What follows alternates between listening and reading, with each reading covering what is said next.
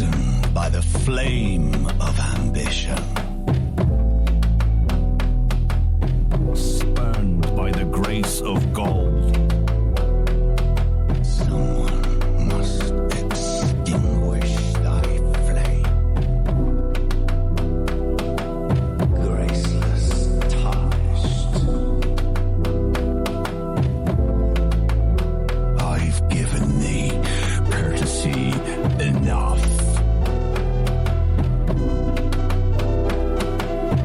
Burn the Erd tree to the ground. He's a god-forsaken monster. Corpse after corpse left in my wake. May chaos take the world! I have endured more than enough.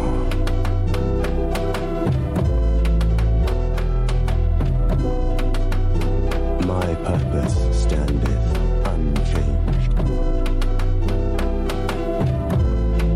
Be assured the Elden Ring resteth close at hand.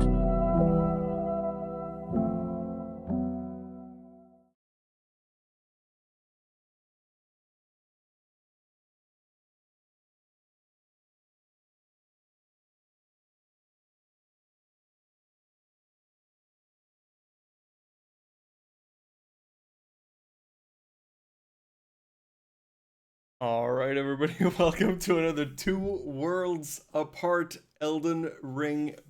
I was about to say podcast, dude. Maybe this should be launched. All right, Let's get it going, dude. Let's just do a podcast instead of bingo. Let's What run the it. hell? Yeah, so today we are finally concluding this 5-game best of 3 between Jack, MPT, and Fun and Champa. So I'm super excited to see what's gonna happen here. It's been so much drama, so much back and forth. Draw games and like restarts and everything like this. It's been crazy. So now we're finally here for the last game of this match. What do you think? Oh boy, what a treat we have today. Honestly, we just keep getting bingo after bingo after bingo. So much content. Honestly, I'm just here for a good time. And also a long time, I guess, as well, because the saying is good time, not a long time. But we're getting both. We're having our cake and we're eating it too. We have bingo, bingo, bingo, bingo. It seems like every day it's a new day in bingo land, and I'm excited to see the resolution of this best of 3 that has gone all 5 games. I'm really excited to be on for commentary yet again. Thank you again for having me on, Vixus, and we're gonna have a great day of bingo. So I believe we're starting at 1-1, correct? And this is going to be a winner takes all type situation for today. Yes, the winner makes it Okay. to the grand finals. Okay. To the last and final best of 3. So this is the final semifinals game to be played. The grand So who's the next up? Yeah, who's the winner of this going to face? That's gonna be Ellie and Strump for I Write Bronze Knot Prodigy. Okay. So winner of this goes to the grand finals. So a lot on the line here, honestly, with there being no losers bracket and this being single elim. It really just everything's on the line here, and we're gonna see that today with the players. Maybe they'll start off on the wrong foot, being on edge, a little bit of nerves, a little bit of that it being a best of 1 really does challenge your mental a little bit. It challenges you to really be on your best game. So yeah, I'm excited to see how this all pans out, honestly. Yeah, me too. I saw that Jack and Tom were warming up a little bit. They were clicking some squares before this. Mm-hmm. And Fun and Champa seems to have had a little bit of a different strategy. They were just like watching some bingo and just relaxing. So yeah, I think on game day, I had a strategy in season 4 where I might had a rule where I wouldn't play on game day. I would just go in with a fresh, open mind. It's a bit of a speed run thing. It's a bit of a hack where like the first run of the day is always like the best run if you haven't like done a whole lot that day. Because once you start practicing a whole lot, you start to get in your head a little bit, and yeah, it really can mess with your mental to play too much on game day or play right before your match. Because let's say you have a bad game, for example, like a bad start. Even if you're just practicing alone, doing like a blackout board. Mhm. If you have a bad start, you're gonna get in your head. It's gonna be, so everyone's got their own stuff, and yeah, I don't know. I really am curious to see which prep strategy is going to come out victorious here. Yeah. So maybe Sky, could you check if the players are ready? Because I know I am, and I'm sure Blank. Yeah, I am. I'm ready to set this underway. Yeah. I'm honestly really curious to see what the center square is going to be for this winner takes all scenario. Because, I mean, center square is the most important square on the board, so you don't want to have a center square roll and be like, I don't know how to do that. I can't do that. Obviously, you can use Google. Google is allowed during prep time. Yes. No more Google Gate situations happening here. But yeah, I mean, what are you looking forward to today? Do you want a board filled with synergy squares? Do you want a board filled with contested squares? Like, what are you looking for today? You know, we did talk about it last time, and I think the thing that I was looking for was I really enjoy subtle synergies, and I'm hoping for the ability to synergize the board, but not like avatars and tree bosses and like just like very obvious kind of clear cut lines where you could just get 2-for-1s. So there you go. Looks like That's we the have center our square. board. Yeah, that is Yeah. our board rolled. 4 Crucible Talismans combined, which means that there has to be at least 1 Crucible Talisman obtained in the DLC. Because there's a few in the base game, correct? I don't know how Mm-hmm. many exactly there are, but there's one for reduced damage backstabs. There's one for what's the other one? For rolling, like when you have more iframes while rolling. That's also Yes. one of the Crucible ones. And then for the DLC, there's the Fine Feather and the one of all Crucibles. That's actually very interesting. I like that one a lot. That Mm. one's very, very cool. Let's see what the Do we starting have? classes Yeah, are. Yeah. cool. Yeah, so we look at our players here. Look at our starting stats. Um, they're all just going to be taking a look at what we have here. You just shout if anything like stands out to you, Vixus. You just let me know what you think. Yeah, I as mean, they look through immediately for these. this, I will say just like a little detail about the starting classes. I did see Hook Claws, which is, it's got such good. Is that like an DPS. auto start? Yeah. It's I feel like that's almost an it's auto almost start up there. for any sort of rush square that has a boss that's like bleedable. Yeah, it Yeah. depends on the board. I mean, but you have stuff that's, Two Tunnel Precipice, you have Moog Lord of Blood, you have Gronk. It's just, it seems to me you also have, Kill Morgott, Kill Goldfree. Yep. Oh my god, I immediately see like two very interesting paths here, because you have the 4 Crucible Talismans, you have 3 types of Crucible Knights. I believe the Crucible Knight duo, the duo in the Hero's Grave drops a Crucible Talisman, if I'm not mistaken. Because that could Which be, one? Let's see. The Crucible Knight duo, is that what you Yeah. were pointing out? Do they drop a talisman? I think they dropped the Sword of Ordovis, I thought, but I could be perhaps completely wrong about this. yeah, I think our commentators need to brush up on their Elden Ring knowledge a little bit. Yep, that's fair. It's fair. Time for me to use my Dr. Google. Let's see. Crucible talismans.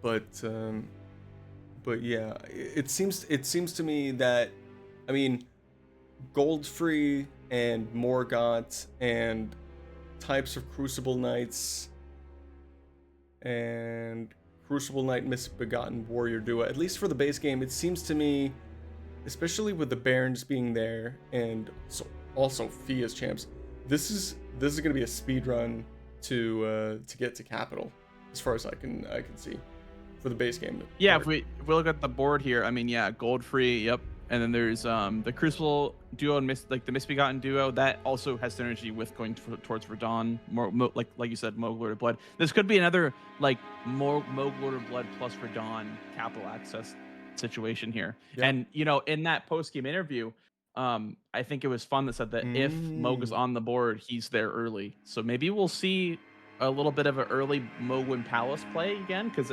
like we said in the commentary during that match, you get some nice runes, some sniffing 5s or 6s. I think they're 6s that you get from Mogue Palace. Yeah, it's a really good play, especially for a board like this. It's gonna be interesting to see that which path they go for besides that obvious great rune play. There's the 2 precipice and tunnels. We could maybe see some early grafted scions, because there's the one here in the Chapel of Dissipation. Then there's also one in the Hero's Grave, right? I'm not sure if that's like a popular one to go for, but we will see. And it looks like the players will be underway here. And here we go. All right, what do we see? Because now we've been yapping on about the base game part of things here. What do you see for the DLC?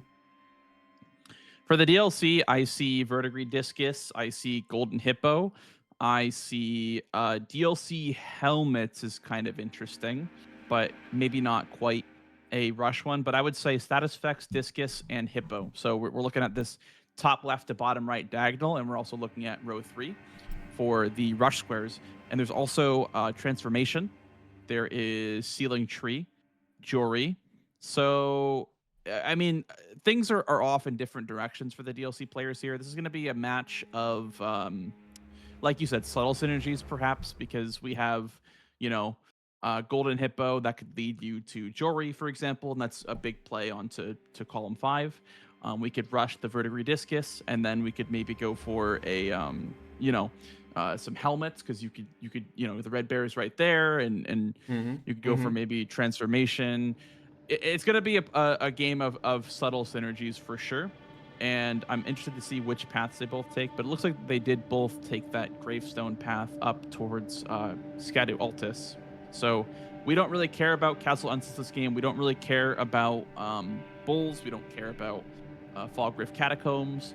We don't care about the Scadu over there. We're just skipping all of that for the sake of getting towards Scadu Altis faster, and I think that's the correct play, just because everything that is important early is accessible from Scadu Altis and only Scadu Altis, right? So like Hippo, for example, you can't do Hippo without getting Scadu Altis. You can't get Discus without getting Scadu Altis. So this is a little bit of a handshake. Oh, and PepeJack goes down on the skip. Did he grab the Grace? I think he had the Egon's. He had the Egon's Grace, which is kind of painful for this in particular. Yeah. Okay. Well, at least he's not going all the way back. At least he's not going all the way back. Yeah, that could be potential game over for him. So, we've been talking a lot about, or to be fair, I have been talking a lot about different, board positional kind of squares, and I feel like Golden Hippo seems like the type of square that would be a little bit too, I don't know how to put it, but it seems like I wouldn't want to give it away for free if I'm the DLC player here. I think Golden Hippo is the square to contest. Absolutely, I think it is, because it's on a corner. It's in the the bottom right diagonal. It's it gets you progress towards Jory. It gets you progress towards that transformation with the painting. It gets you just any square that rewards your progression is, in my opinion, a square worth at least looking into. Maybe not rushing or going for right away, but Hippo is absolutely a square, like the most important square on this board for the DLC players, in my personal opinion. I agree. We'll see how, Jack adapts his routing. Maybe he doesn't give up Hippo necessarily, but like kind of spreads his progress out a little bit. Maybe gets the like the imbued sword key, and then maybe makes his way towards Hippo, and then maybe if that goes wrong, goes for the Discus. But I think Hippo rewards getting into Shadowkeep early, because everything after has to do with being in Shadowkeep, essentially. Besides like Senus Axe, Transformation, but like Sealing Tree, Remembrance, DLC Helmets, Jory, pretty much every square. I will say has one to do thing. with getting into Shadow Keep. I will say one Yes? thing though. Like I think I was thinking, what are potential other counterplays that you could make here? And the only thing that I see that doesn't necessarily include capital and could be a pretty decent counterplay to the Golden Hippo for the DLC player could be Row 2. Row 2. You have the NPC invaders for the combined square. You have the tree spirits as a combined square. But you also have on the same diagonal as the Golden Hippo square, you have the, like you mentioned early on, as a potential rushable square as the kill boss while inflicting 4 different status effects. That is the only other counterplay that I see. So here's one of the things, right? So Jack has been not too fortunate here with some of his skips and is a little bit behind. I wouldn't be surprised to see him go for something like what is another counterplay that we could make here, considering I died on Tholier and I'm a little bit behind, and then I might not be able to contest Golden Hippo. So instead of just chasing, what do you do? And I think Row 2 would be an excellent option. I think it's fair. Yeah, I mean, I think with the amount of accessibility of greases in the DLC, I think that's totally fair because you could get, the 4 status effects pretty easily on a Black Knight. He has the Cross Naginata here, and I believe that's going to be the weapon that he chooses for the run. So that has Bleed. And then you want to get a Frostbite Grease, and then that'd be 2 status effects. And then maybe like Rot or Sleep could be like a nice another option for status effects. So like there really is options if you're Jack. Like it's not like, oh, I lost the rush play, now it's over. Because even if we look over at Champa's side of things, like Champa is just now heading towards Hippo, right? So he has a lot of time here to kind of pick out what he wants to do. And maybe we'll see him split his progress as well on another square. Like I said, maybe that Discus, or maybe like a, any sort of progression, getting Skydo levels, getting money, any sort of way of setting up your character. That way you're faster on other objectives, because I think going for the Hippo rush is great. I think it's a big play for you. However, you do kind of you sink in a lot of time to it because you're not setting up your character exactly that much as you maybe would have wanted, because you're going to be doing it on Skedu 2 or Skedu 3. Also, you're going to be having a you're going to have like a plus 25 whatever, because you get all the stones at round table. But you're not going to be set up very much Skedu wise. I will say this weapon that he's using, the long haft axe, is quite good because he could actually get status greases for Hippo and maybe sort of combine that play. And so we were talking about Row 2, and so Jack's counterplay could be to shut down that synergy by doing the 4 status effects on a faster boss than Hippo. And once you shut down that synergy, you're kind of kneecapping that play that whoever went for that had that in mind, right? So I would like to see Jack kind of cut his losses and again, like you said, go for that Row 2. Yeah. I think that might be the smart play here after losing that the first move on Hippo. But you know what? Given that we heard in the post game interview, we heard Fun saying, if Moog is on the board, you'll see me there setting up. And Tom made, from what I remember, a huge drama, making a little groan about that. But we see the complete opposite here, because Tom is actually in Moog. Yes, so Tom is doing the play that Fun said. Fun is playing a bit of 3D chess here, because he said, if Moog is on the board, I'm going to Mogwin Palace. And he's decided not to go to Mogwin Palace at all. And now NPT is thinking, oh, but Fun said I'm gonna go to Mogwin Palace. So now it's a mind game. It's I swear it's a mind game. Also, I have terrible news coming in from my guy over at Twitch chat. Twitch chat is informing us that it sounds like the DLC players did not load up with the same Are you freaking kidding me? Horrible news flash. We're gonna have a game 6 potentially. Absolute cinema. Did they not check the seeds? Oh my! I don't know. I don't know, Vixus, but it looks like we're going to best of 7 now. I'll pull out the F word. I'll pull out the F word. God damn. This is Yeah, It's a we heartbreak. honestly, I don't think we can keep running if we have different seeds. It's too No, I don't think so either. But all right. Hopefully Sky is we should have some, watching yeah, the some stream. refs entering. Yeah. Pause to verify. That's fair. We might be having a pause here, but don't worry, Twitch chat. This will not be an hour-long pause like the first time, okay? Because this is not a Discord issue. This is just a little issue with the seed, and so we're going to have to probably re-roll the seed of the DLC side and probably the base game side as well, because they've kind of seen a bunch of stuff. Yeah. And we're 10 minutes in, so this is going to be just a probably a quick reset. But Champa does claim the Hippo Square. He That does. was his first play. We'll see what I believe he's. Okay, he's going to set up Dane, I believe, or maybe Discus, or yeah, we'll see what exactly his play was, because I mean, like I said, we're probably going to have a reset here in just a moment. But yeah, cinema. This is the way of the bingo. Okay, this is the way the cookie crumbles. I feel like. Bro, it's so cursed. I feel like the reset is always a curse that curses one of the teams.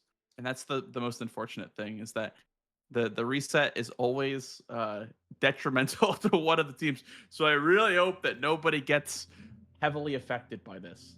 That would be crushing. Yeah, so it looks like we have players pausing their games here. Did you guys know that you could pause in Elden Ring in the middle of a boss fight? Hey folks, what's happening? It seems like they must not have confirmed seeds, or we are exorbitantly unlucky. Why? What happened? DLC, we had someone in the chat double check the VOD, and it would seem that the DLC players do not have the same seed. Different roundtable weapons. Different roundtable weapons. Oh, good. Yeah. Gotta be kidding me. All right. Yeah. Okay.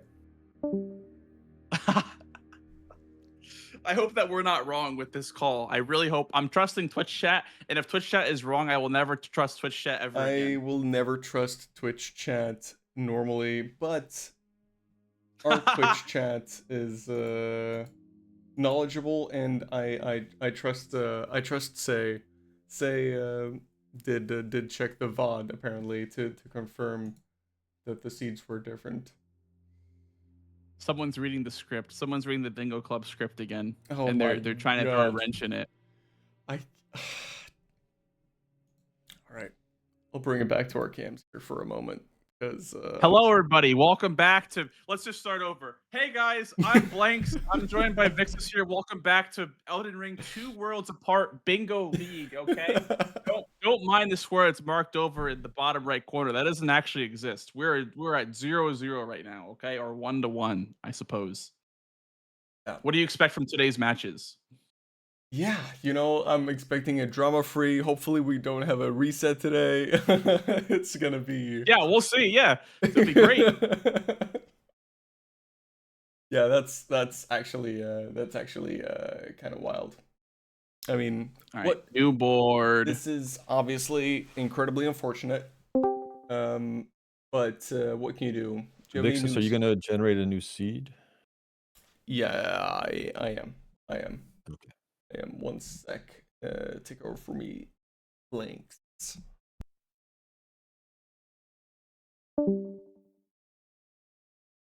Ah, my face. Ah.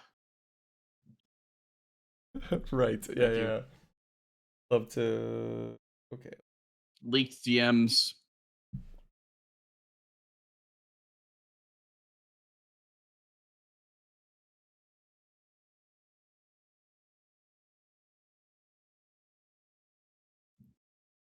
Yeah, guys, if you are not already following, and if you're new, if you're just hopping into the channel, we are doing a Elden Ring bingo tournament. Okay, it's a best of 3 right now between Cacio and Pepe and I can't pronounce the other name, so I always say Team Smorg. So Team Smorg, they're currently tied up 1-1, and this is a winner takes all situation. Okay, so we just had some technical difficulties, and we're gonna be restarting the game here in just a minute. However,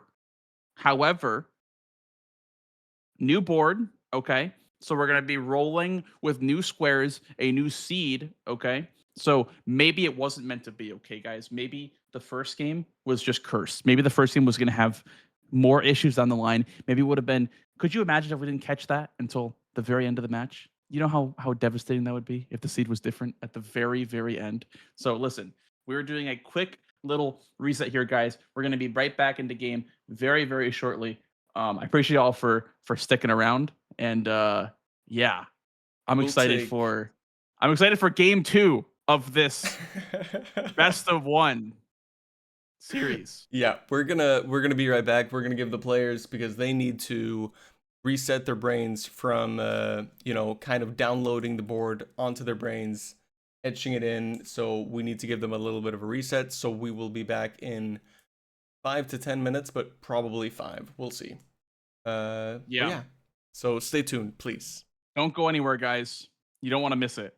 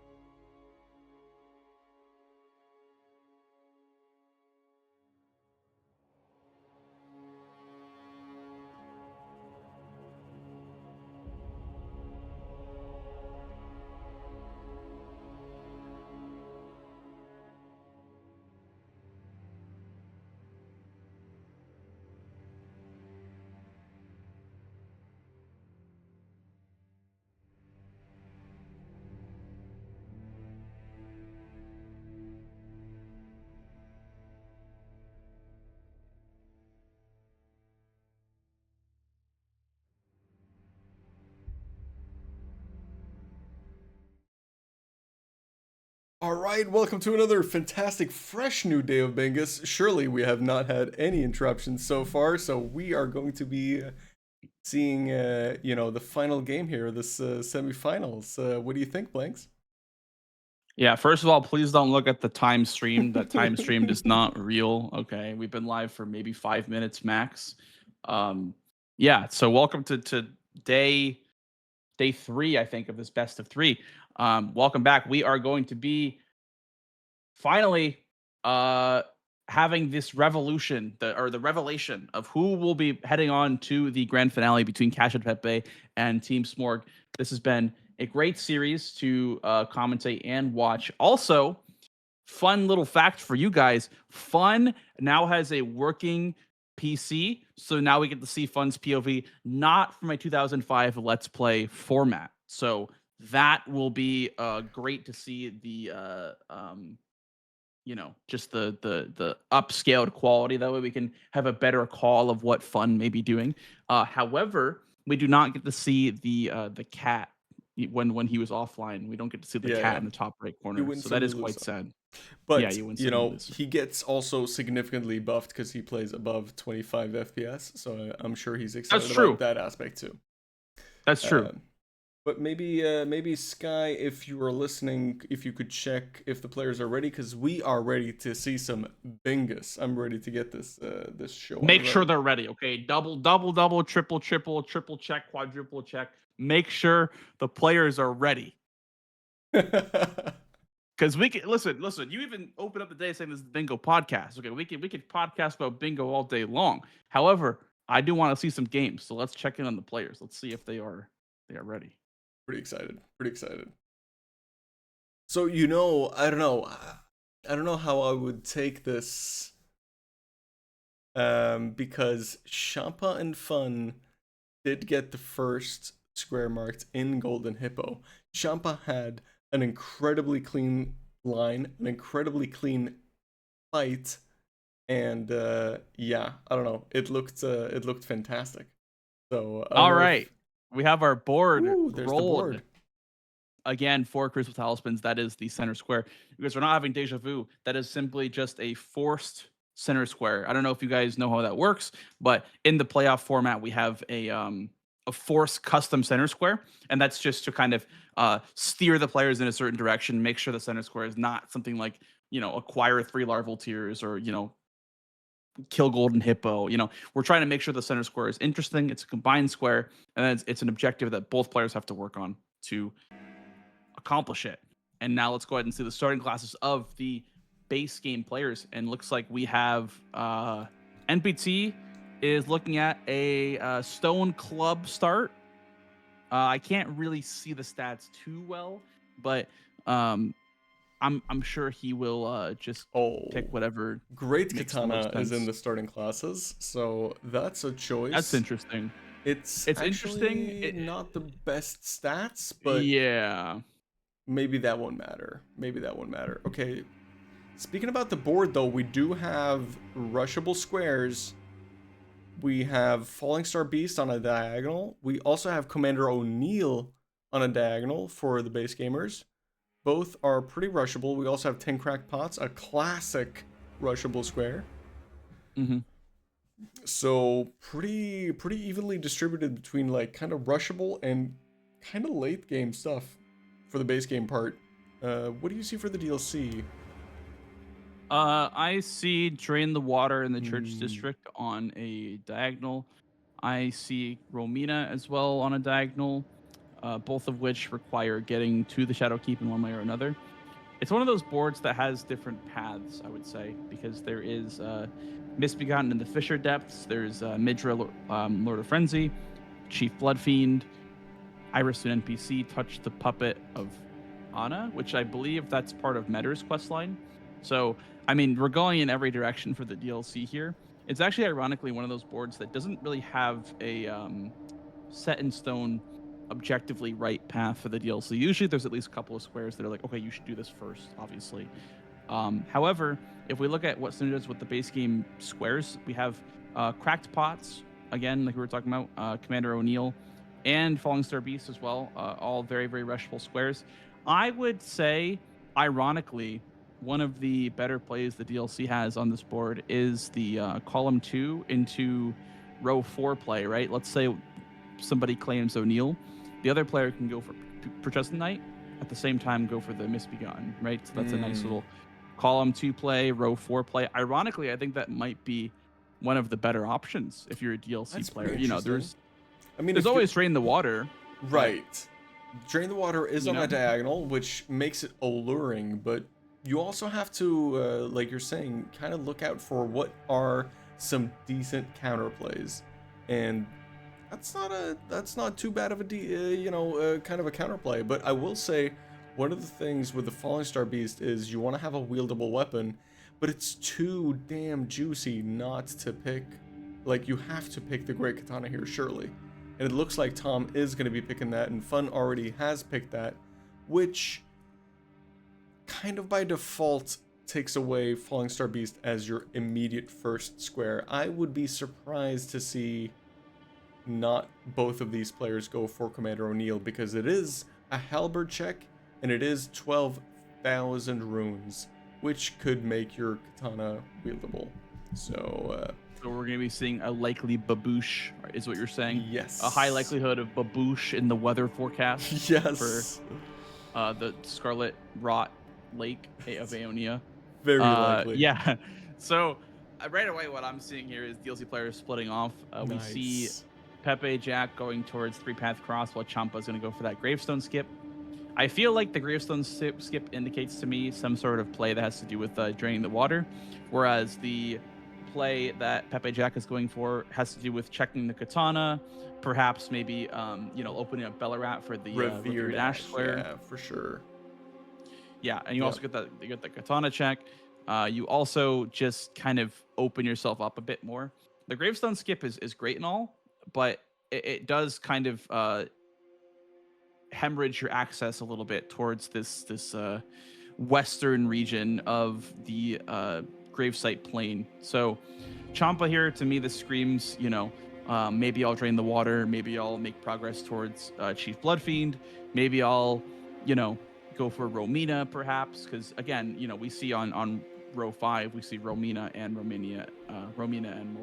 Mm-hmm. So I mean, there's some synergy there as well. I just don't know exactly the mindset of these two DLC players, what exactly they want early, because as we see, PepeJack here is progressing towards or over this Elac Great Bridge. Gonna grab the the fragments in the way, gonna grab the little bit of money.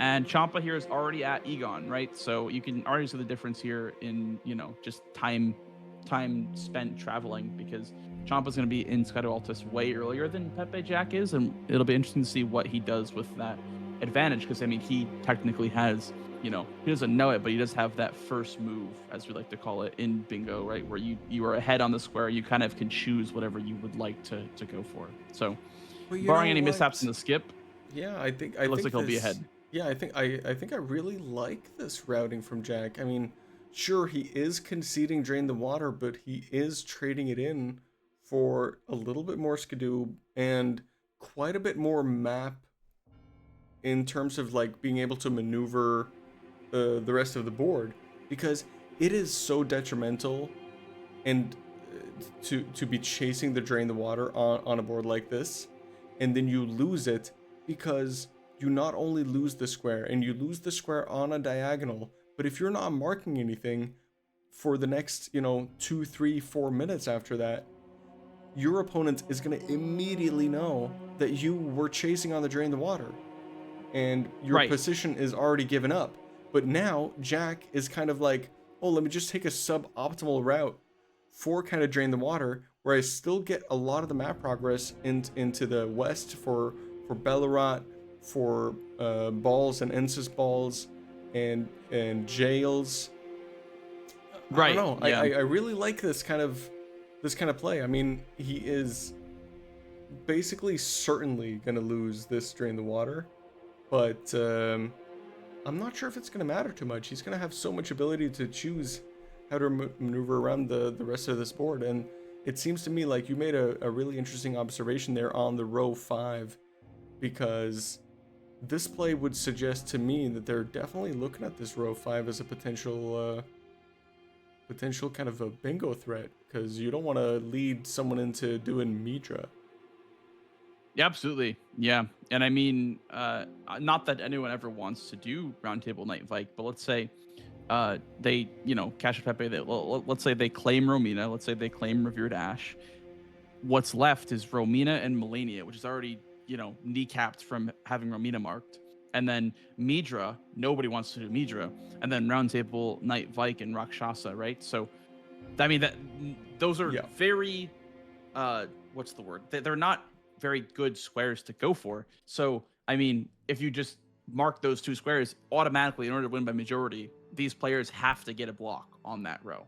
So, I think getting all the good blocks in that row is not a bad strategy. And as we see here on the top right of your screen, Fun here is doing this good old baboosh strategy where you just run O'Neal around these geysers, these rock geysers, and they deal heavy damage to him early on, because they not only do a burst damage, they do tick damage as well.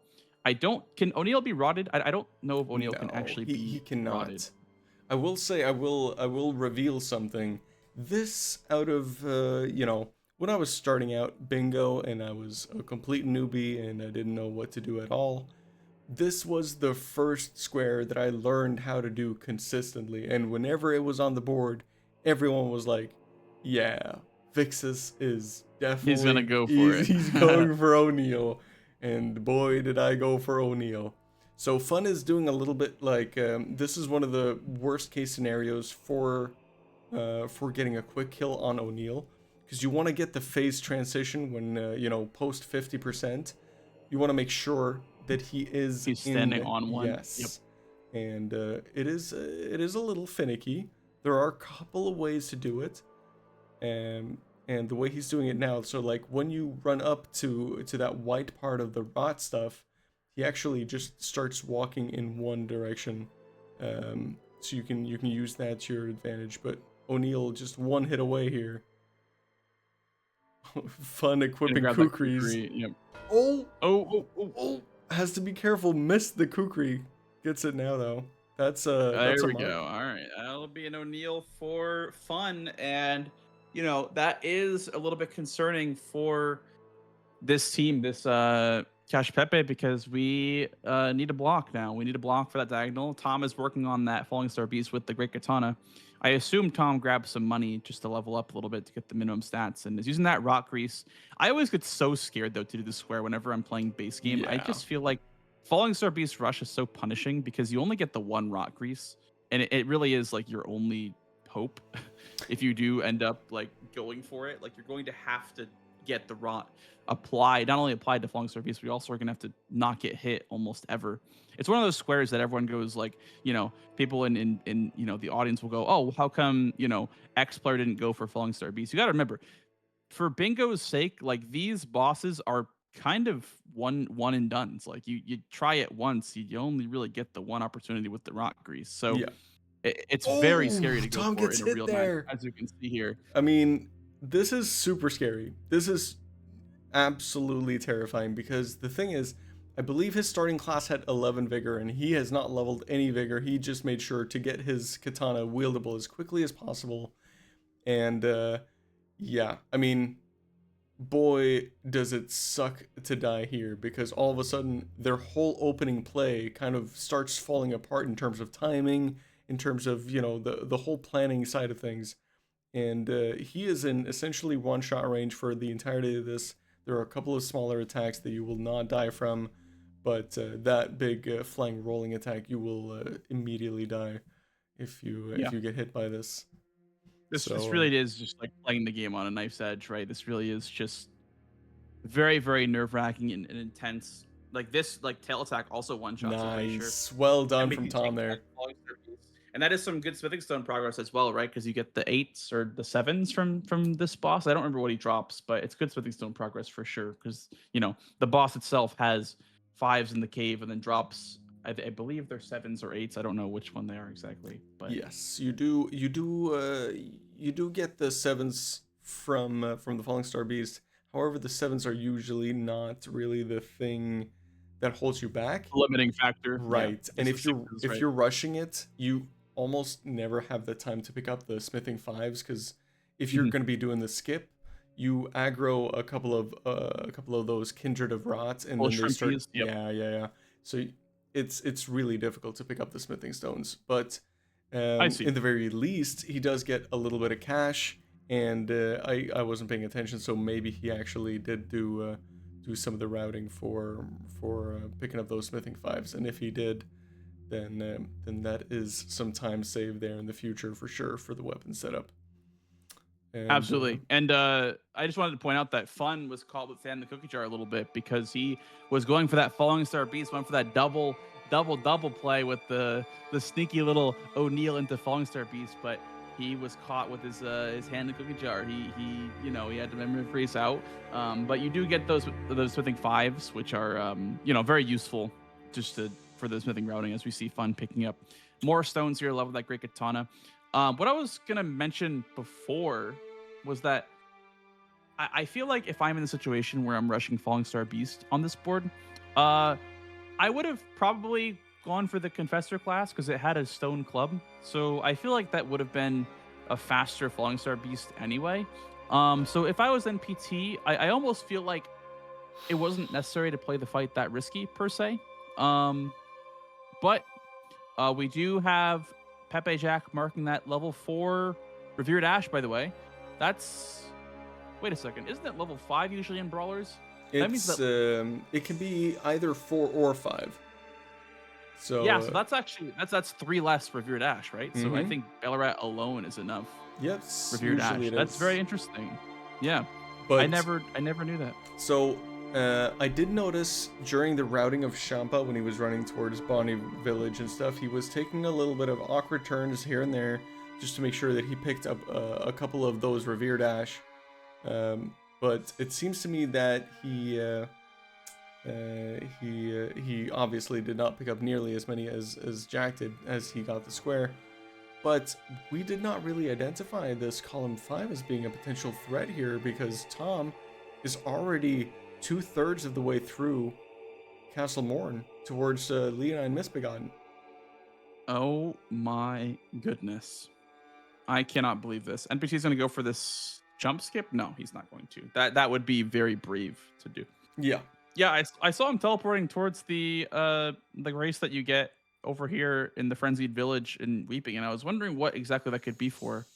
It makes a lot of sense though, because I mean, like you said, that column 5 is very real now, and honestly, it looks like they have quite a fast line here, because PepeJack is opening himself up to the Iris play, as Champa is also here as well in the Church District.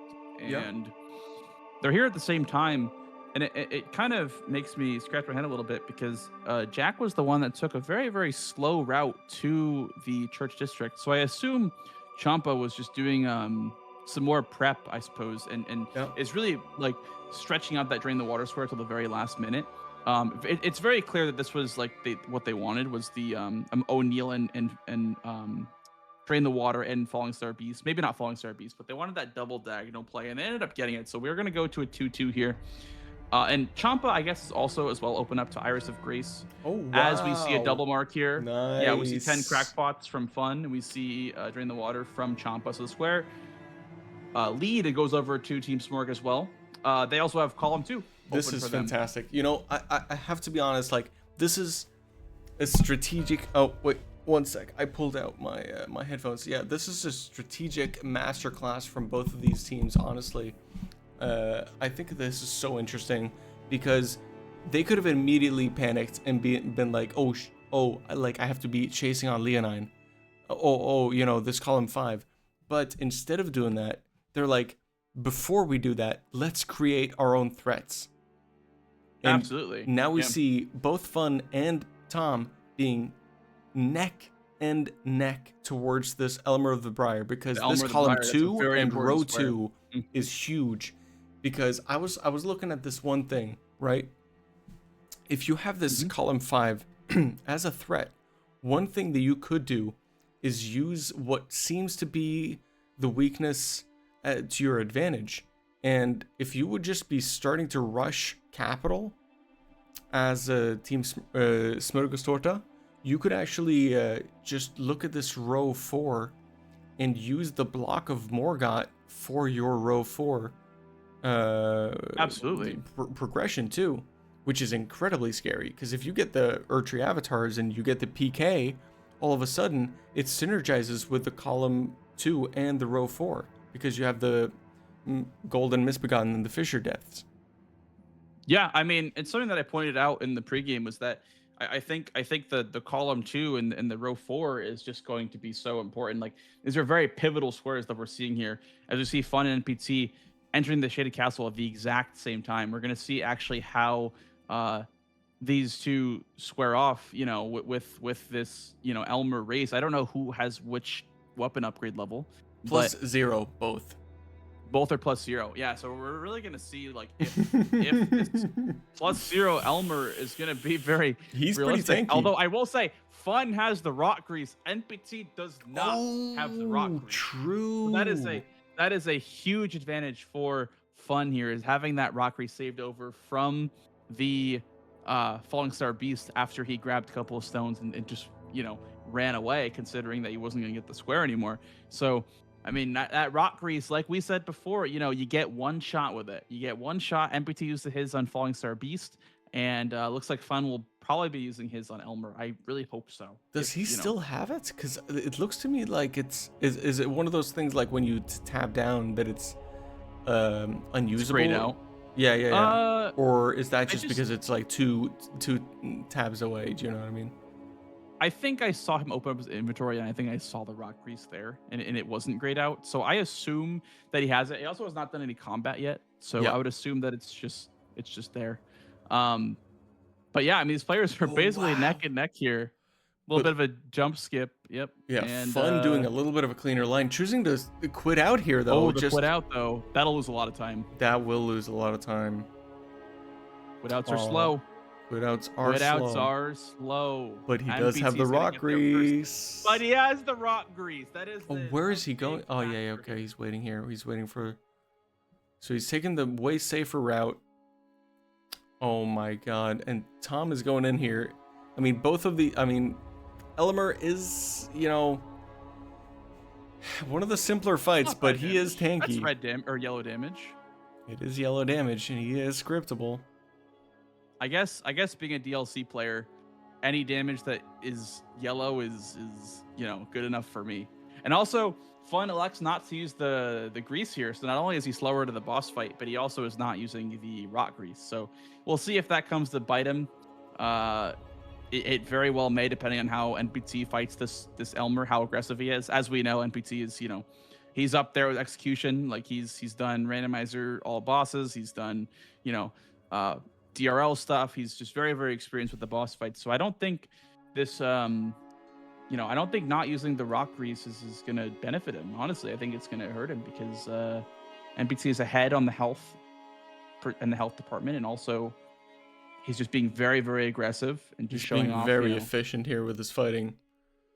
Why he's the season 5 bingo champion. You know, it's really coming he's really showcasing his skills here. So Fun is catching up here a little bit.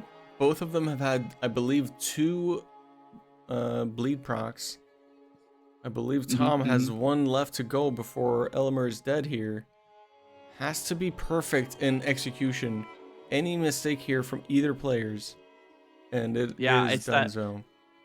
It's that red glowing sword attack that always gets me. Whenever he like swings it twice, I always get by that one. And he's here jumping over that grab attack. Oh my god, that should be Tom. He's gonna get it. Yeah, he's gonna get it. He's gonna get it. Boom! There's Elmer Mark. Oh my god, that's devastating. Honestly. This really puts a lot of you know, this really stops them in their tracks here, stops their whole momentum, and Fun dies too, loses out on the 32k that you get from Elmer. Oh my god, goodness. That's a really good square pickup here from Tom. Really well done. And Jack is already working on this Iris of Iris to an NPC.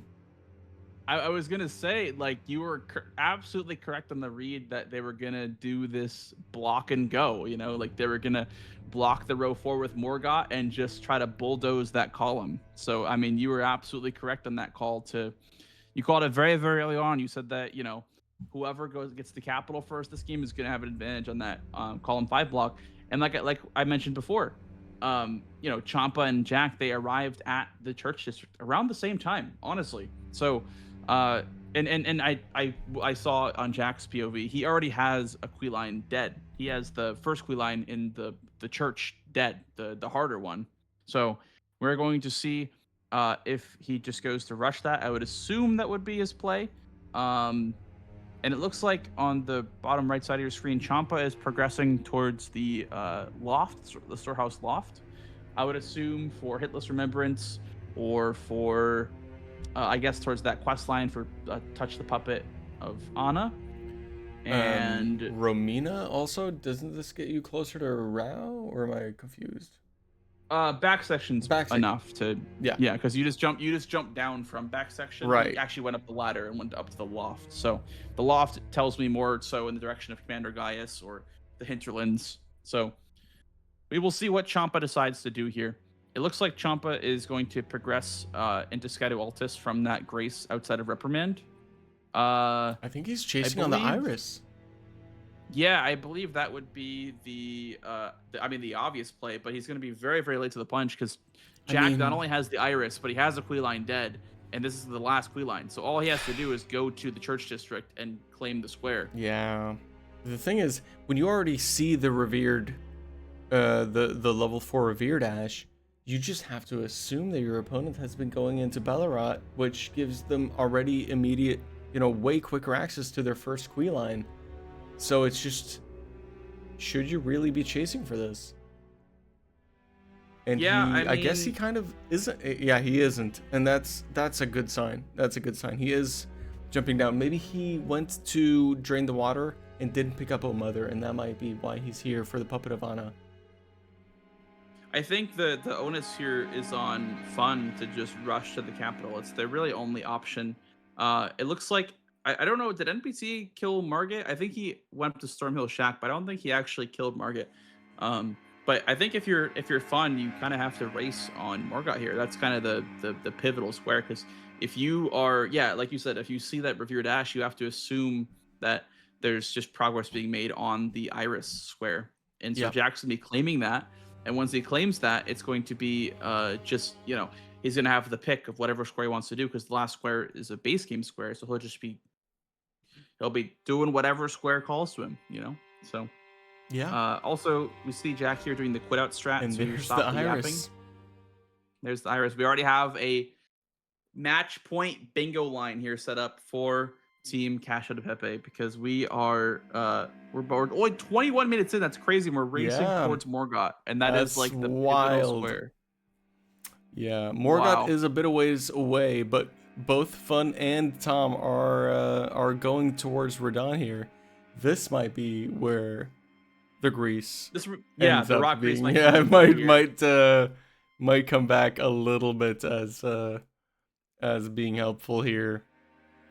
Looks like NPC is counting his smithing stones, so we'll see exactly what he decides to do. If he decides to get some weapon levels, I probably would assume that, you know, you'd want to go for that. You're going to sell this final probably for 5. So the thing is, I mean, if you're not going for weapon levels, it's going to come back and bite you, because sure, you can kill Radon without, you know, if you're +3, if you're +9, whatever, as a smithing weapon, that's fine. But when you get to DTS, you have to also go through Goldfree, and then you have to kill Morgott. It does, like, you can't justify going there with low level weapon upgrades. So you almost, absolutely have to get at least +12, but probably even +15 or 16 smithing weapon at this point. And I don't know how Fun's doing on money, because he died to Elmer at the end of that fight from probably looking at the board. Yeah, I mean, I think Fun has the Mountaintops money, or I think he went for the Ordina money. Ordina, actually. yeah. So he's even got the freeze grease. He's a little bit ahead here on upgrading. He's already +15, Got the rot and freeze grease. Yeah, you know, I almost feel like, yeah, I think Fun might be ahead on Morgott just because of that, just because of the grease and because of the weapon upgrades. You know, I was thinking to myself, like what you were mentioning with, you know, upgrading ends up being worth it in the long run. As a speedrunner in bingo, I always like think to myself, like, can I get away with this, right? It's all about how much can I get away with as a speedrunner. It's like, can I get away with being +3, or can I get away with being, you know, +7, or and the answer is usually yes if you can pull it off. And I think that's kind of the strategy that Fun is implementing here. You know, we were talking about the rock grease not really being like not using the rock grease on Elmer, and I believe that has to do with that mindset of like, can I get away with not using this? The answer was yes, but the quit out, you know, and obviously just small things in the fight added up, and it ended up not being worth it. However, I think if you're Fun, you've saved your rock grease, you have freezing grease, you have +15, and you're ahead of NPT, right? So now you're kind of fully in the driver's seat here. So we thankfully will be seeing Fun trying to claw himself back in this match. We won't be seeing like a guaranteed 40-minute bingo, thankfully. I will say, I mean, however, yeah, this is a high risk, high reward. This is high octane gameplay because you have limited amounts of rot, and the reason why Fun right now is at least noticeably ahead of Tom is because of that rock grease. But if he dies, and he is chilling at 12 vigor, I believe, for this Radon fight, if he takes basically any hit, he is gonna be behind Tom. And Tom, yeah, I know how experienced he is in this fight, especially given that he has been recently practicing the speed run, even though it is much more of a scripted Radon fight with the Bloodhound's Fang. He is very experienced in, you know, if you know, a there's little still bit some of adjustments you RNG. made. Yeah, exactly. You still have to roll a couple attacks here and there if you end up like, you know, not getting the stagger or whatever. You still need to roll some attacks. It looks like Fun here though is opting not to use any grease because, I mean, just the damage. And NPT does quit out because he got hit, so he's going for a hit list as well. And it looks like Fun here is going into phase 2 without any hits being taken. So we'll see Fun how hasn't greased at all. this goes. No, Fun did not use a grease. Fun's relying on that +15 weapon to carry him through. And we're going to see if, you know, this ends up being oh my Tom's god, detriment. what a bleed proc. Yeah. The bleed proc and the he's going for the should be coming stagger in pretty soon. Oh, Almost got hit there. The stamina almost lined up. Oh, and there's there's stagger. That should be it. that That's should be gotta it. Maybe like an overhead stance. Oh, maybe. We'll see if how he ends this. Just that. Oh, gotta be careful about this one. Oh, Because he wants the hit list now. Oh, and that's a good attack. Youch. Oh. Oh, Nice. oh, wow. Good patience. And Tom is still in the fight. That's a hitless boss for Fun.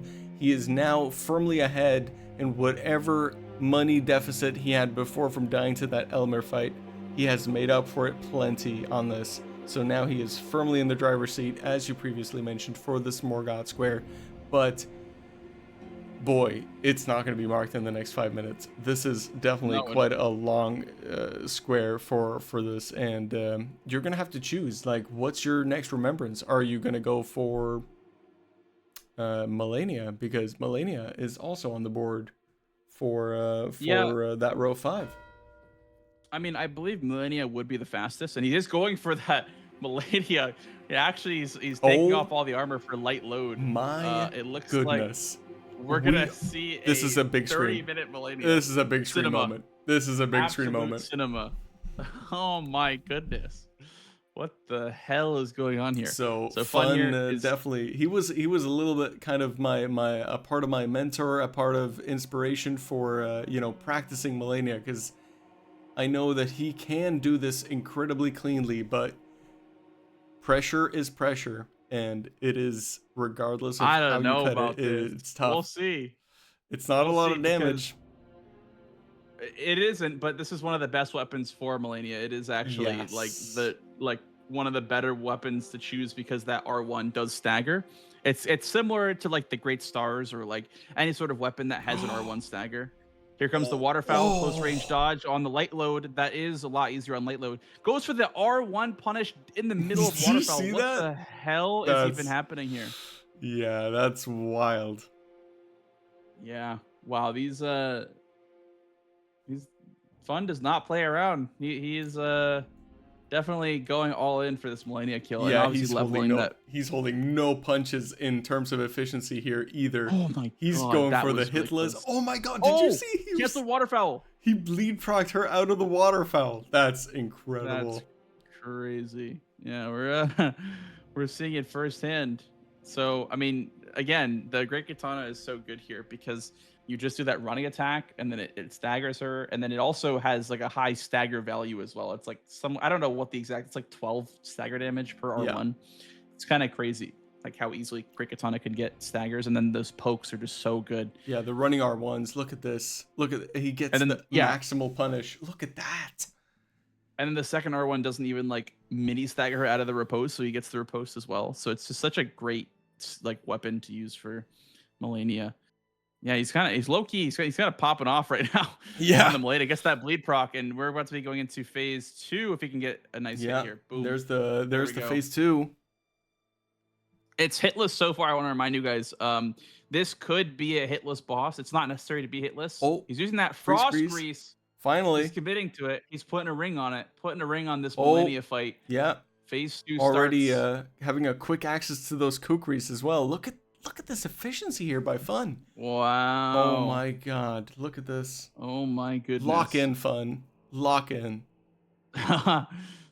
Yeah, so we see him kind of waiting for this little kick attack here. He's playing a really safe here because, you know, he has committed the frost grease to this fight. So you see him go for this kick, and you can actually R1 out of that kick quite easily. So you want to kind of just space it and just wait a little bit. And here we see Malenia doing those little mix-ups in phase 2. She has a little mix-up combo where she can randomly go up in the air and slam down with Rot. It's, you know, not always clear when or if it happens. But yeah, Fun here just kind of displaying the absolute end game of, you know, progression on being good at a boss fight, right? Like Fun knows all the punishes. Fun is, you know, even attacking during waterfowl. I've never seen that in my entire life. Frost Grease does run out. But however, Fun did get a proc of Frost, so we're going to see how he transitions in this phase 2. Bleed, resistance. Oh, there's a waterfowl. Waterfowl. Ah! Close be range careful. waterfowl from the opposite direction. And in the middle of this, we see Champa actually fighting Romina. It's cinema. Absolute cinema. Oh There's no my way. god. Okay, so she does the bud.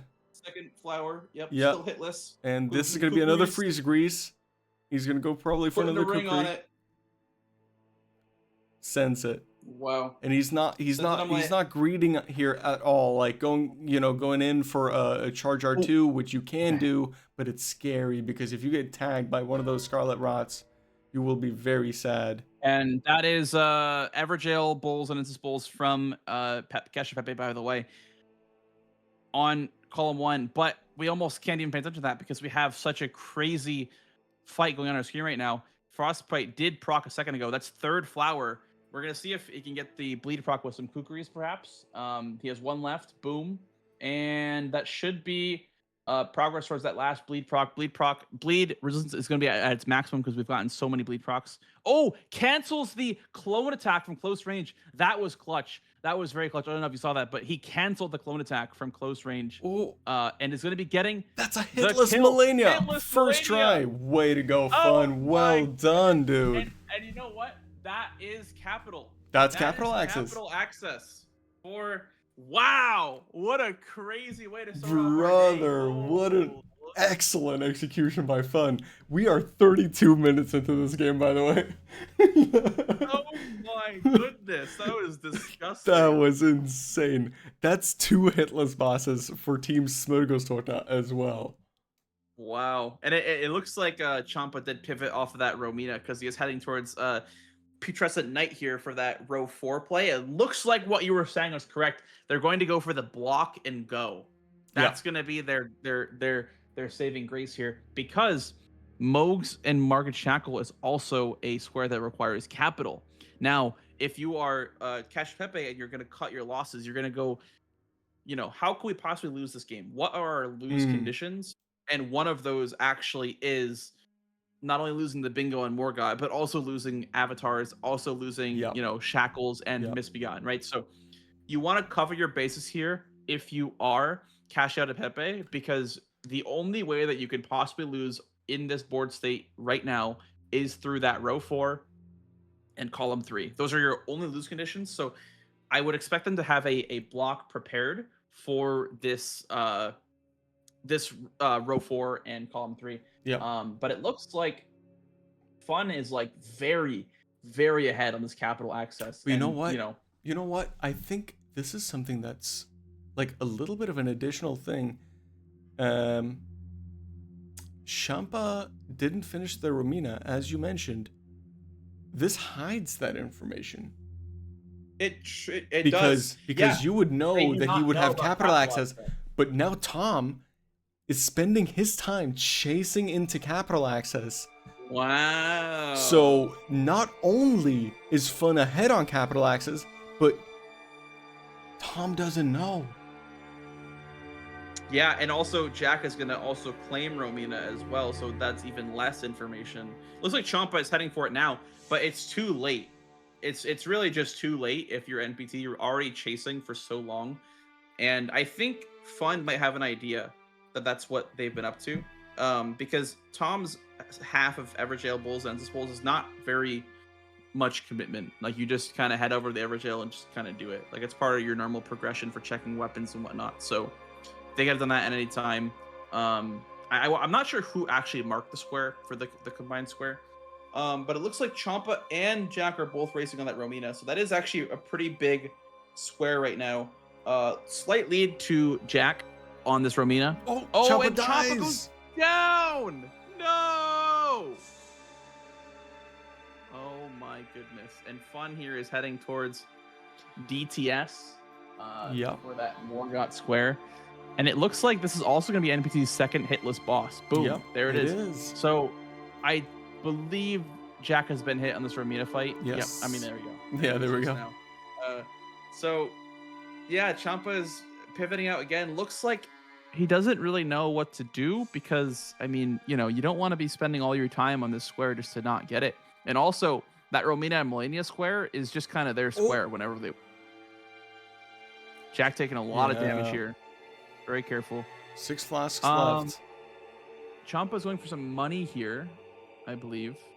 Yeah, I think he's looking to get some greases, or because he realizes that, Jack has this Zamor curved sword, getting like, it's an L2 stick essentially, but I don't know how good it is for the DLC, but it does have status, and Champa realizes he doesn't have status, and for this Romina fight, it is very, very helpful to have at least one status. So he's probably looking to buy some talismans and get some status going for his weapon.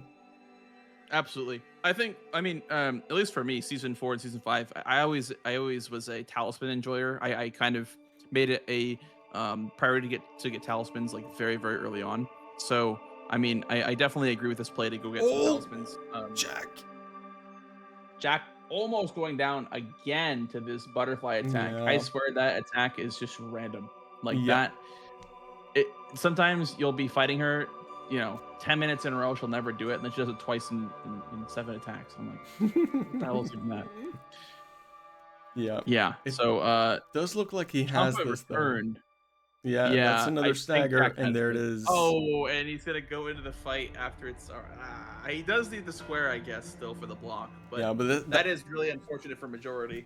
In spite of it being pretty epic and Fun having flawless execution so far, Champa dying twice to Romina does lose them out on that square, which they did need. So it has been incredibly impressive for Team Smörgåstårta, but they are down 4 squares. It really looks like this row 4 is looking like the obvious play, and honestly, NPT knows this. He's going for the avatar because he's like, wait a second, Fun's not marking. What's going on here? Why is Fun not marking? And so NPT is taking the proactive measure and just blocking that row 4, because that's how they win by majority, is just by blocking all the threats and then just closing in on them. So it looks like we're going to be seeing NPT probably just blocking with this avatar square, because I think at this point, like, Morgott is kind of a dead square to him, because I mean the worst case scenario is they get sniped on it, right? So it's like, it's one of those things where, you know, you could put in double the effort to get sniped or just take the free block, you know? Because I mean, if you're Fun, you have seen no information. He's obviously going for Morgott, so you have to block it or else you lose the game. So Fun's forced into this where MPT has the choice of pivoting out and not going for it. So MPT are going to take his time to get, you know, some avatars down, while, you know, Jack is going to be heading down Elac River, also to probably set up the PK and Misbegotten Warrior synergy, as well as maybe Hitless Remembrance, you know, if he's brave enough to do PK like that. And yeah, I mean, from this point, it really is a matter of if NPT can get the block before Fun can. It looks like, you know, this is actually an avatar. I was gonna say, I just realized. Yeah, You're this right. This is an avatar. I don't think if you're Fun, you can afford the luxury though of going for avatars, unfortunately. No, because Tom hasn't really marked anything either. I mean, sure, he did Balls and Elmer, but apart from that, where's Tom, you know? Yeah, I mean, the last square that NPT marked was the Elmer square, right? So it's impossible to know where he could possibly be at any moment here, right? Like it's just... Tom not doing the skip, not making it work for the first try there. Champa, I've never seen the skip before. This gets you up to the avatar, right? The one by the Black Knife Catacombs. Yeah, this was heavily the meta for Brawler Season 5 for sure, for the base gamers. You essentially like, you kind of needed to know that for this avatar square, because it saves probably like a minute 30 or something, like, or it's something crazy. So, and it's a really simple skip too. Yeah, fair enough. Looks like Champa here is very, very close to getting that Romina kill for that Romina Melania square. However, it is a bit of a time sink for him, because I don't think that's really on the priority list for cash out of Pepe. I don't think NPT has necessarily been going for Melania. I mean, you know, I guess you don't have the info, so it's hard to know. It's hard to know, but I would say odds are he wouldn't be going for Melania. But I mean, he could get hit once, you know, like he could die once. I mean, they're really low. Like, you could never know. Like, it could just be he's on his second attempt for Melania. Let's just send it, you know. So it's really tough. But they do get the mark there. Really nice kill from Champa. Fun about to kill Goldfree, which is fantastic. I think we're gonna see an immediate, just a full-on 90-degree pivot from Fun once we see Tom marking this 3 Erdtree avatar square here in what I would guess is about 2 minutes, because I think Fun might just get the grace and finish off this Goldfree, and then just completely pivot out of this, because he knows he might not have to do this at all. Because there's just no way he could have possibly been avatars and gotten to Morgott. But now we see the DLC players kind of chasing into this golden Misbegotten in the fissure depths, but Champa is firmly ahead. Does get absolutely stomped here by one of those blood fiends. I would have honestly done this earlier. If I was Jack, honestly, I would have probably at least gone down into the fissure and taken care of the Misbegotten to set up PK. Maybe instead of falling or Chief Bloodfiend. It is definitely like a nice column 4 block, so I guess, you know, that is fair enough for sure. I definitely would have done this play earlier. That way it's less of a gamble, less of a 50-50. So, I mean, we're gonna see these players racing on that, so to speak.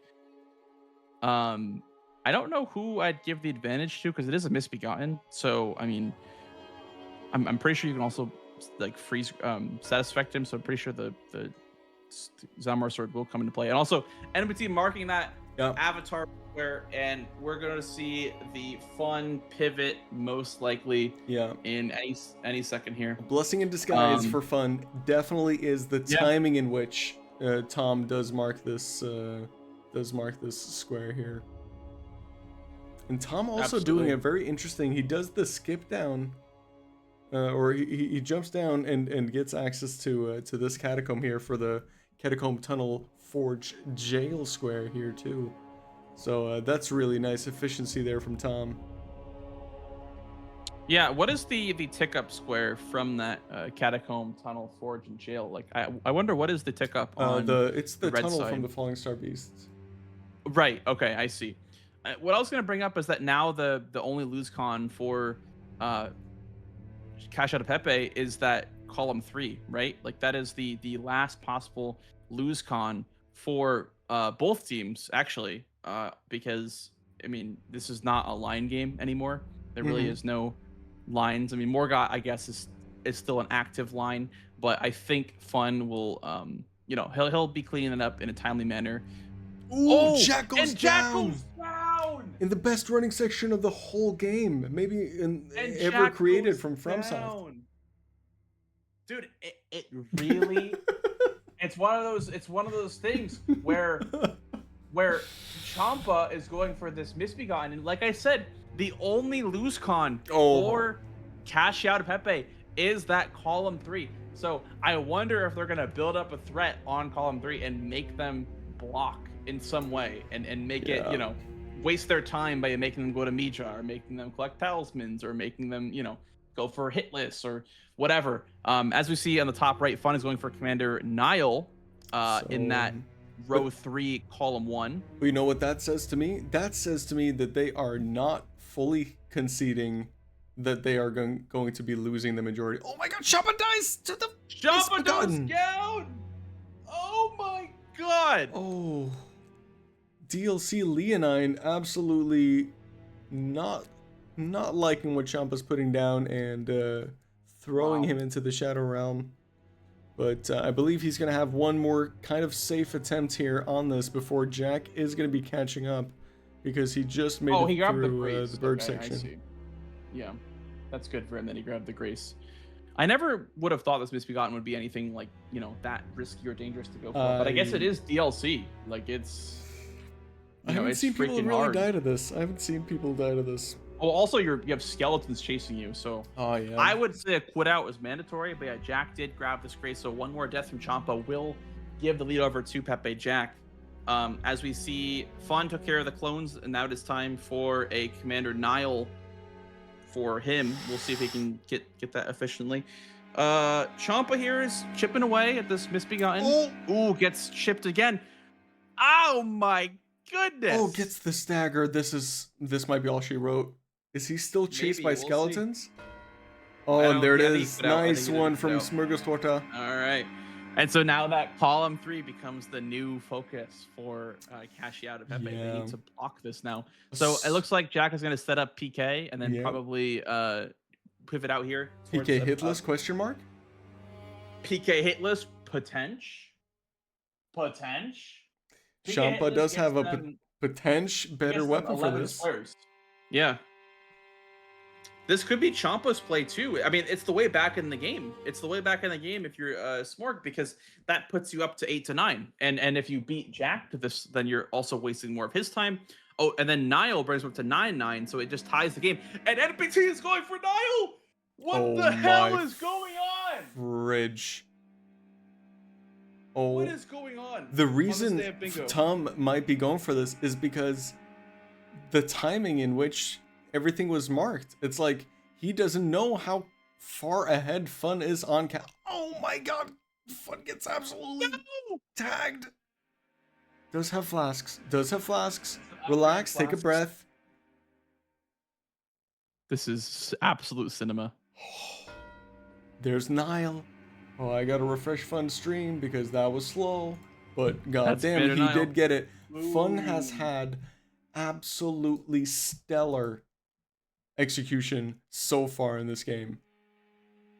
It looks like Champa is foregoing the PK hitless for that column 3. I want to remind you, because column 3 is the only lose con again from Cash Out of Pepe. So he's foregoing the PK synergy for the hitless. I want to remind you guys, this is a very, very important play from Champa. This could be signaling to us that they are. Oh my god, I don't know. How did he not get hit by that? I don't know.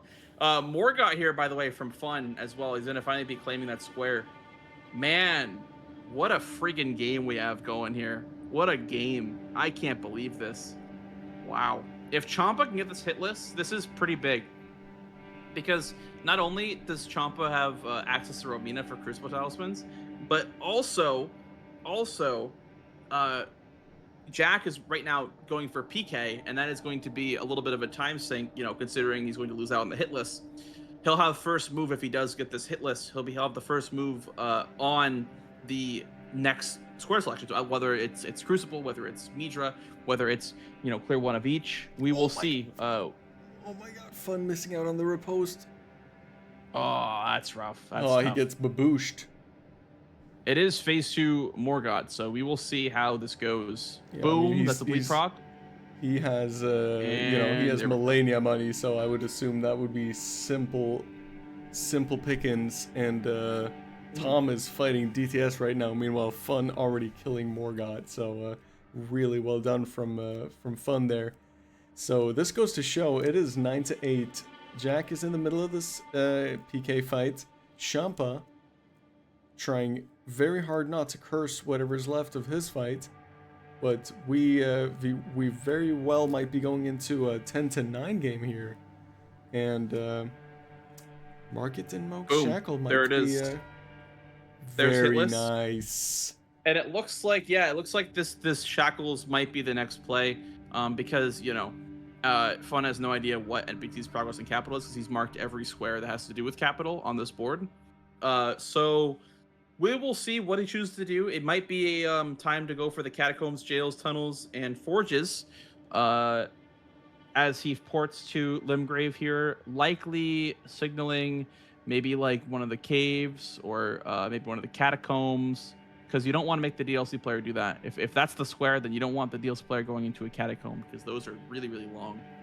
However, I will say Dark Light does lead to Jori, which leads to Midra, so that could play into their win con. However, It's very greedy also, with the catacomb. Yeah. It's Forge and Jail. That's true. That's true. Forge, Jail. Yep. That's It's a true. lot. Oh my god, I don't even know what I would choose here. I don't even know what I would choose. I mean, maybe I would just like try and get the hidden crystal tier. Margit, Mogs, Shackles, Vike, and Rakshasa. If you're Smörgåstårta, Yeah. but that only brings you up to 12. Yeah, I mean, it looks like Fun here, by the way, is doing a.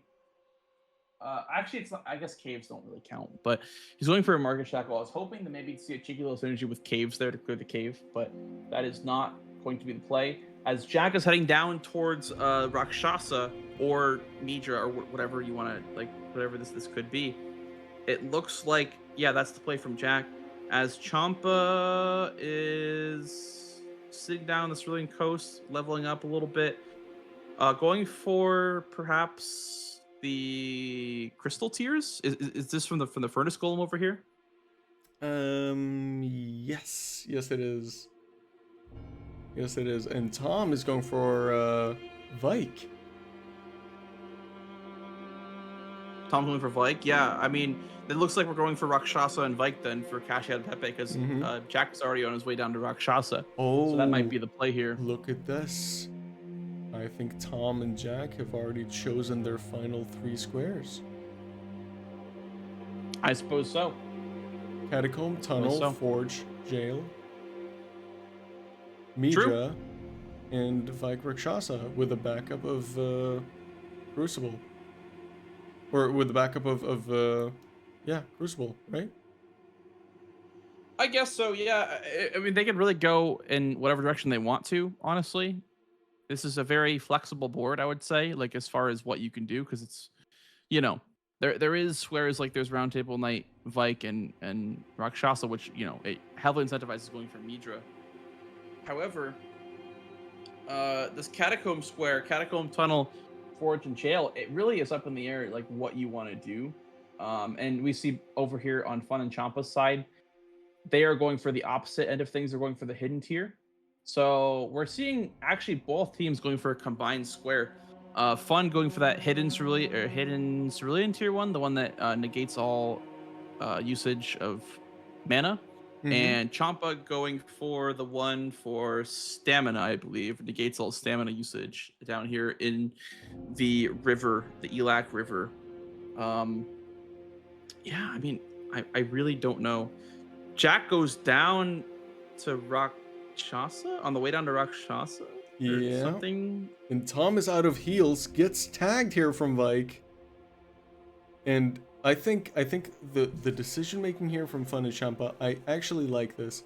It's just when you look at what's left on the board and what you have prio for, and this is like the quickest and simplest square left with your current map progression. Yep. You can't afford to leave this out for grabs.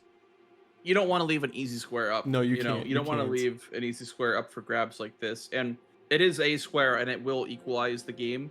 However, if Jack and NPT do commit to this Vike and Rakshasa square, I hate to say it, but it does progress Midra, and it does give a slight advantage over to them because they have that progress. So again, that goes to 11 to 9, and then Midra is 12 to 9. So they would just need one more square. And so again, I think that's part of why they're going for this play, is because it's an easy square. So they have to shut down the easy plays, and just hope they have some sort of incident on Vike or on Rakshasa or whatever it may be. And it looks like that's the Vike kill from Tom. Nice, well done. Yeah, Vike down for Tom. Fun's going for the sewers now. I believe Fun got his tier. Yes. So yes, he did. And I think he already killed Patches. Yes, he has Market Shackle. Yes. So this will be a square mark for Fun.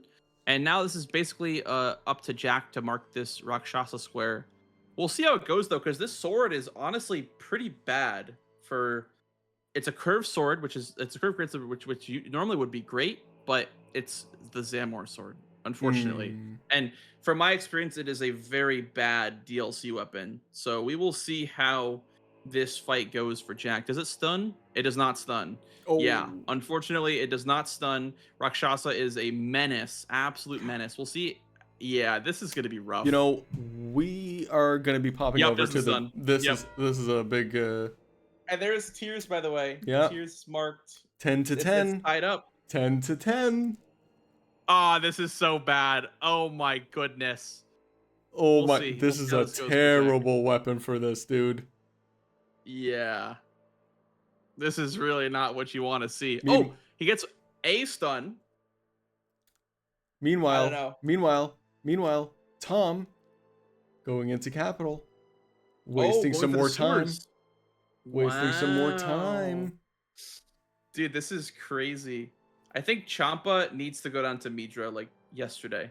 I think Champa needs to go for Midra, and I think he needs to at least make some progress before. Oh my yeah, goodness. That hurts so bad. And there's Shackles. There's Shackles. 11 and now to they're 10. Ahead for the first time in this game. I think the second time actually they're up by 1 square at one point. Yeah. But the second time they have taken the lead in this match, and it is just about an hour in. Oh my god! Jack looking like a bunch of grass right now, judging by Rakshasa's weed cutter. Yeah, the weeds are being cut. Got the weed whack going. Oh my goodness! Jack, this weapon is not Jack. Doing it for him. I don't know. He's out of heals. We'll see if he can pull the ultimate hitless. Oh, it seems like the jumping jump R2s are good. Yeah, they seem to be micro staggering. Look at that. Oh, and it gets the jump attack. It gets him out of the jump attack. Well played here from Jack. Just recognizing he Look at does... the adaptability. The excellent adaptability from PepeJack here. A round of applause. Smile, smile. Yeah, it looks like Fun is over in the mountaintops of the Giants. I assume that's for Roundtable Night Vike. That's not good news, actually. That's not good news. No, because Champa's going towards Rakshasa, and so this is basically relying on Jack not getting weed cut. Oh my god, the timing was ruthless, Blanxz. I went for the commentary. I'm like, ooh, that's Well, He has one more attempt. He has one more attempt. And, oh, he's pivoting. He's pivoting. What is happening? He's pivoting out. oh Oh my goodness. fridge. Tom killing an omen killer. This might be a good or a bad omen for them. We'll see. Oh my god. Mandatory dad jokes. Oh my goodness. All right. Omen killer goes down. So this for a Crucible Talisman? Yes, I believe. There it is. Oh, Crucible There's not one. Talisman. What's the low reason for this guy having a Crucible Talisman? Is there a low reason for that? I don't know. Maybe some lore knowers in the Crickets. chat can tell us. Yeah. Well, it looks like they're both going for them because Jack got his Talisman of all Crucibles. If you don't know where that is actually, if you jump down from Ramina's Grace, you can head over to a secret area with some pillars, and that leads you up to the Talisman of all Crucibles. That is a actually also you get to the secret Divine Lion as well. Tom going for the dual Crucible Knight. By the way, you were right earlier in pre-coms when we were talking about what gives Crucible Talismans, and this dual Crucible Knight does indeed give that Crucible Talisman. I guess I thought it was Ordovus' greatsword. Does However, it drop in the in after the fight? It must be just in the catacomb somewhere. Yeah. Yeah. I don't know. I'm not sure. But Fun on the right side of your screen is fighting Vike as Champa goes into Rakshasa. I hate to say it. I don't think the Great Axe is going to be any better than the sword. I think the Great We'll Axe see. is going to be much better. Actually, never mind. Yeah, I didn't know the R1s were going to stagger like that. Oh my goodness. Yeah, it's Now much Champa. better. Oh, Champa's cutting the weeds. charge R2 in an NPC fight? I love what I'm seeing.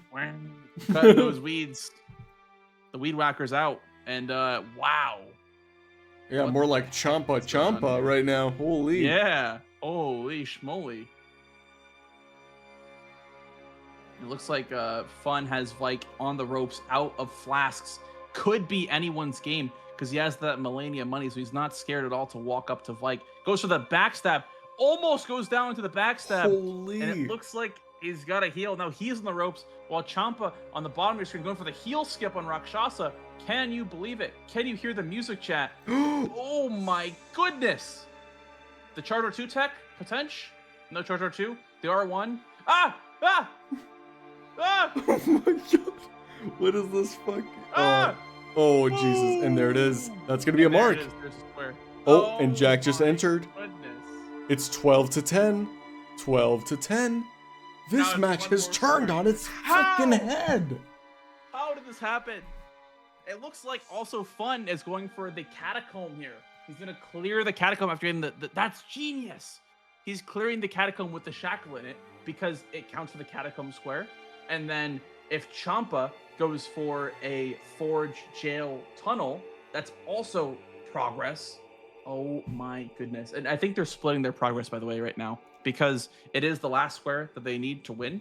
And so they're splitting their progress right now. Champa is going towards talismans and Fun is going towards the catacomb square because all they have to do is just get one square. So if they split progress on both of them, then they can't possibly lose it.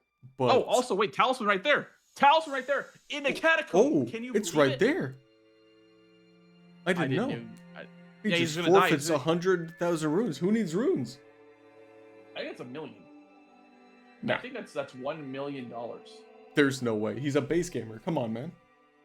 Okay, and maybe he's not a soul. There's no way. I've never seen a base gamer concede 1 million runes.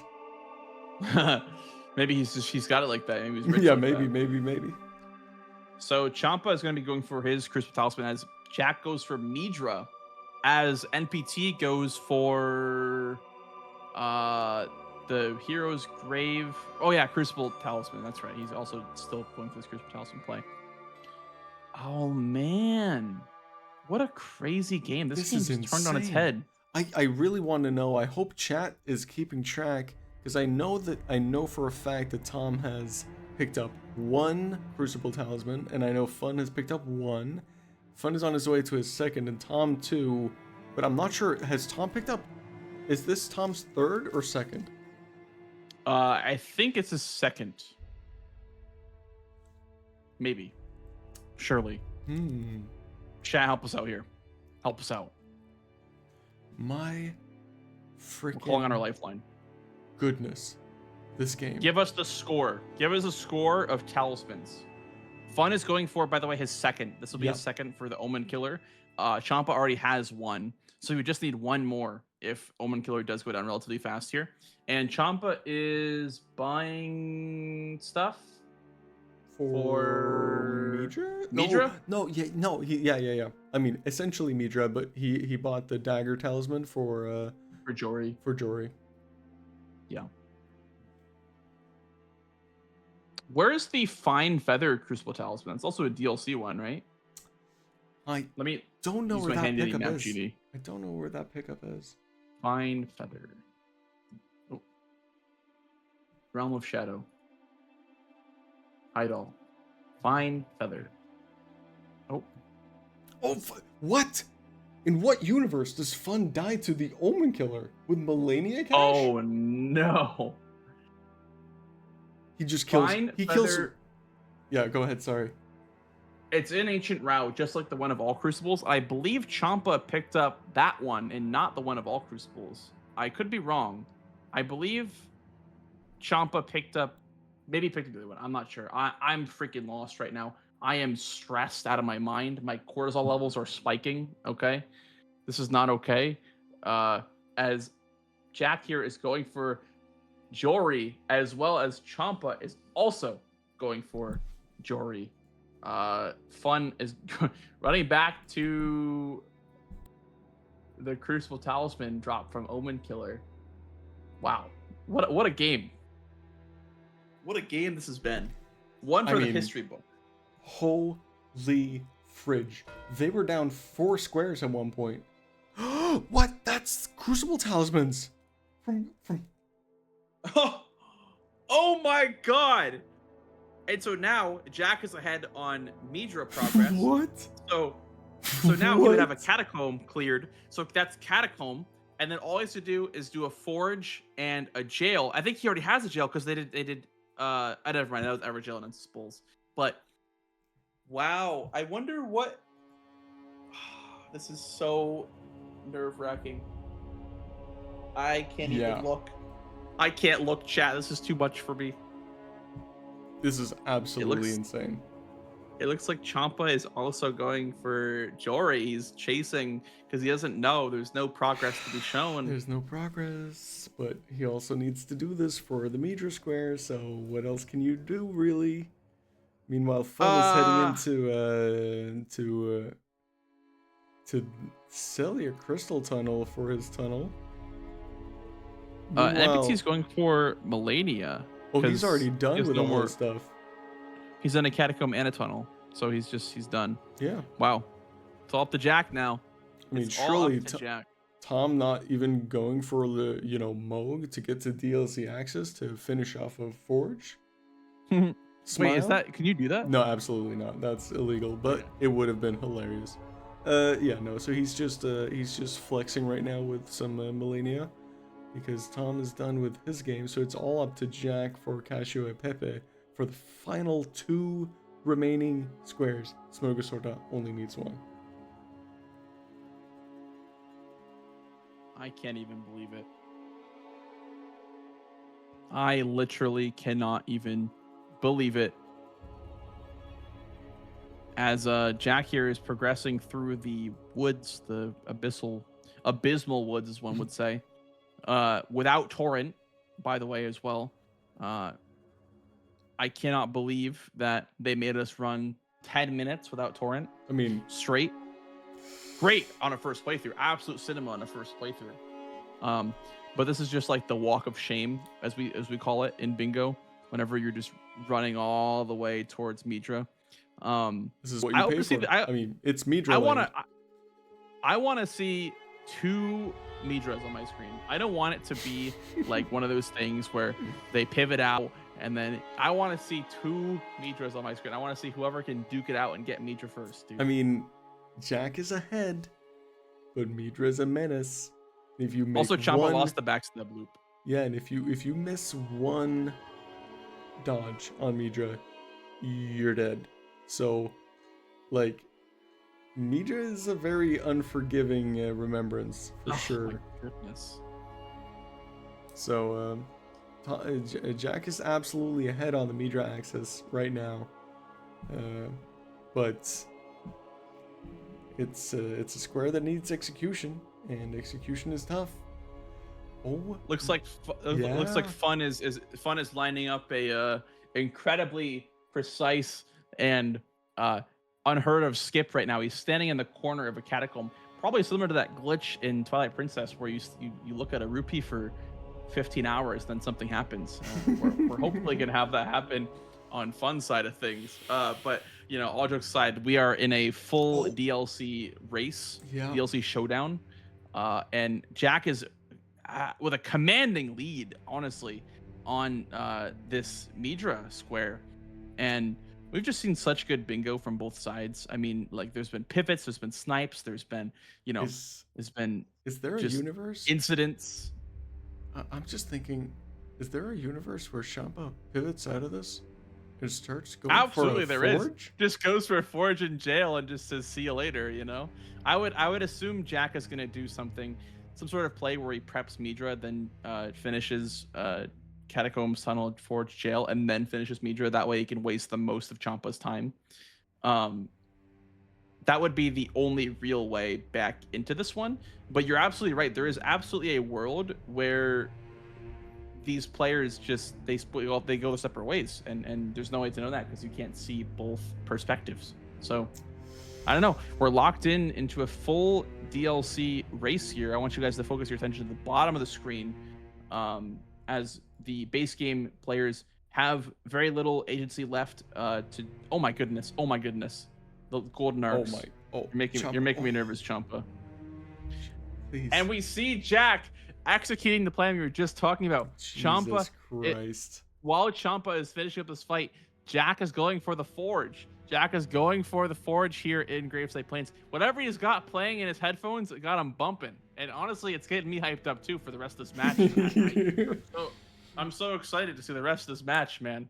Yeah, I can't even believe it. It seems like Jack is recreating the cat jam meme on his end. Meanwhile, Champa is sweating his absolute Norwegian balls off right now in the middle of this jury fight. Honestly, I'd be going for just backstabs. I think I would just be like not trying to fight him straight up and just be like, all right, let's see if we can get him back in the backstab loop. But it is very tough. Look at this Jory. He's being so. Jory he's such loves a meme. to He's go being to the such wall. a meme. Yeah. He loves to when he back gets into a blocked corner. by one of the summons. He only has one. That's his last flask. No way. Yeah. A little bit of context in this fight, by the way, guys. So I was running the. Oh God, he can't get that next backstep here. This is rough. Yeah, I guess once the summons come out, it gets really, really difficult to do anything in this fight. But a little bit of context on Jory.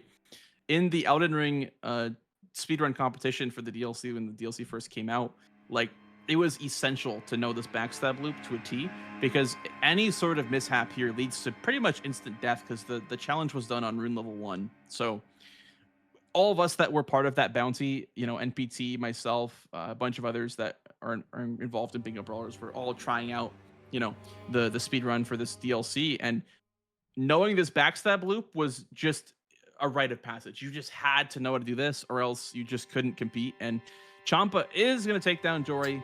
Thank goodness. My God. Goodness. Oh my days. I guess this would be bad news bears for Champa if he decides to pivot out now, because Jack only has to do a jail.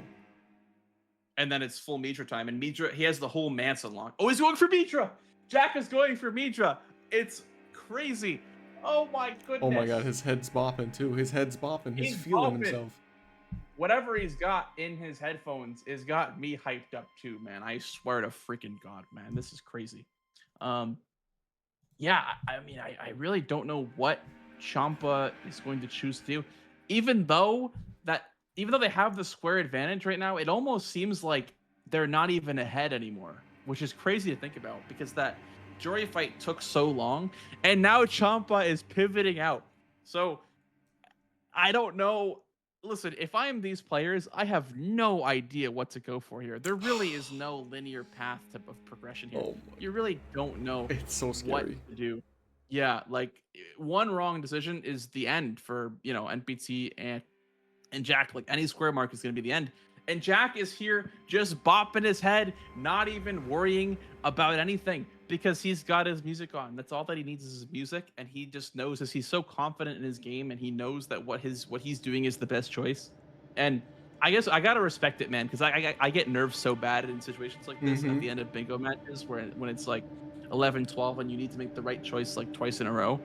And sometimes you really do just have to have faith in your own decision making. You know, you do have to have faith in yourself and believe that your intuition is correct. Because I mean, the worst case scenario, you're not correct. You know what I mean? It's just, you know. What can you do? What can you do? You see what Champa's doing right now?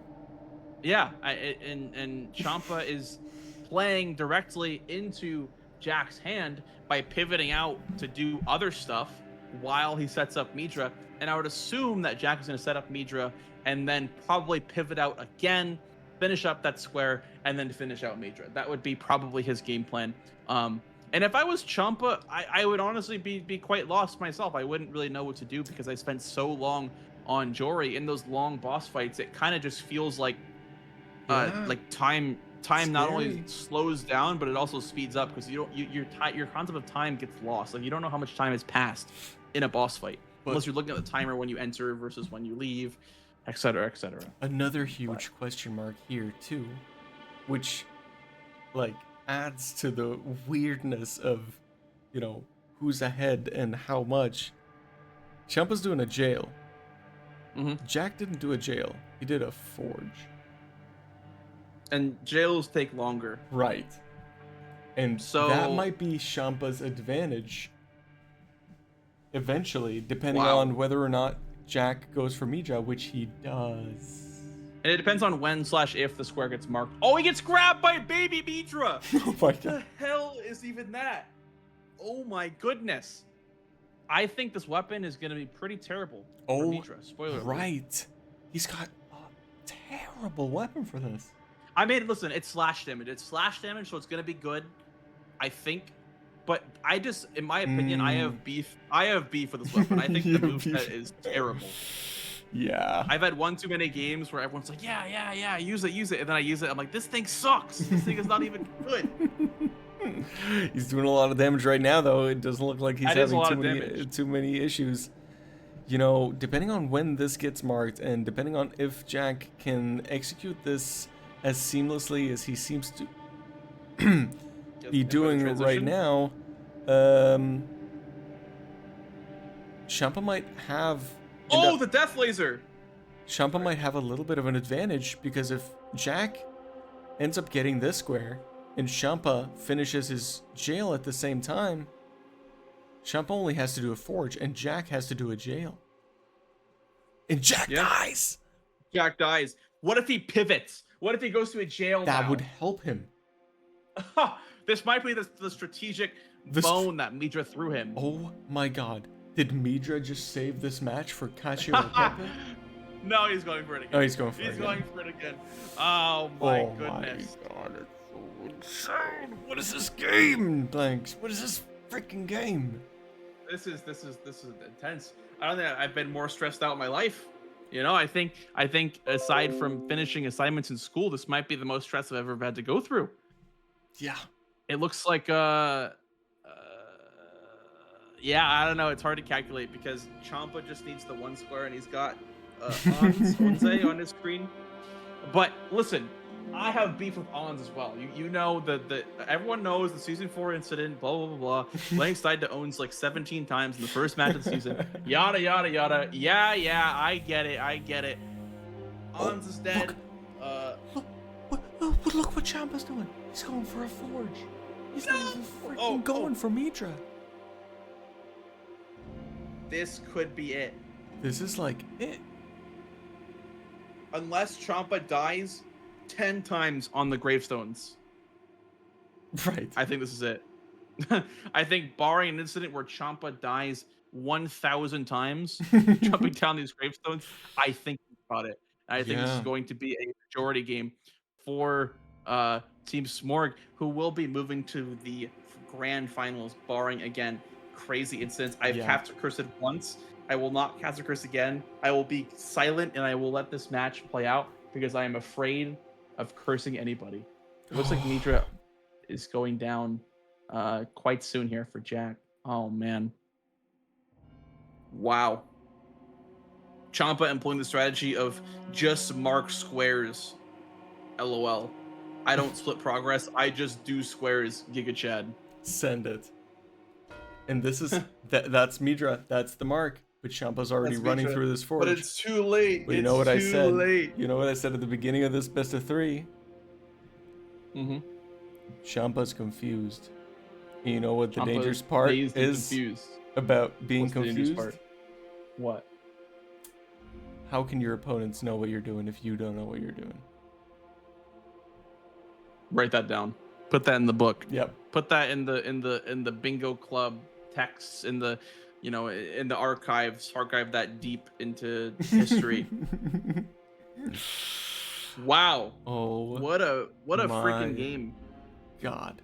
What a series. What a best of 3 that turned into 7 games. What a crazy series of events. And this is gonna be the mark this here. is gonna be the From mark. Champa. Gee. And that's game. Freaking Oh my jeez. God. Wow. What the hell is even that? Wow. What a comeback.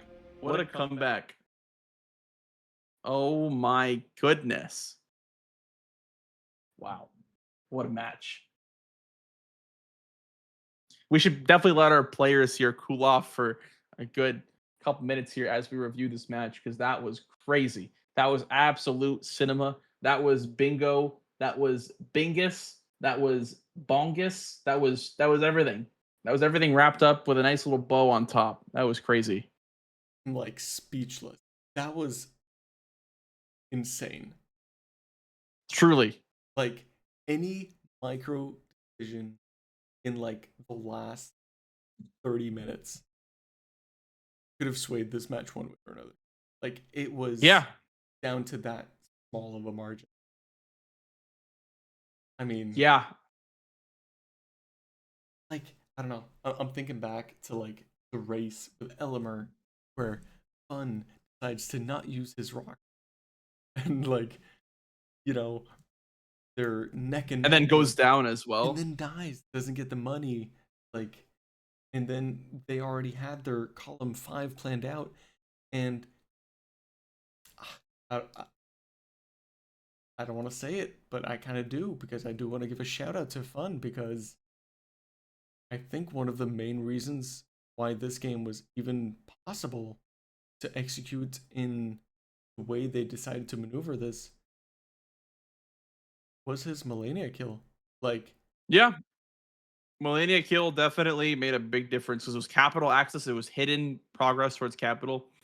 Hitless boss that led to the square. Yeah. Because all Champa had to do was clean up Gaius. I think Fun's play this match really just kind of like, I don't know. Fun had such like a dominant performance today. Just kind of was, I don't know if he died outside of the Elmer incident. I mean, maybe a few times here and there. Yeah, I guess Omen Killer.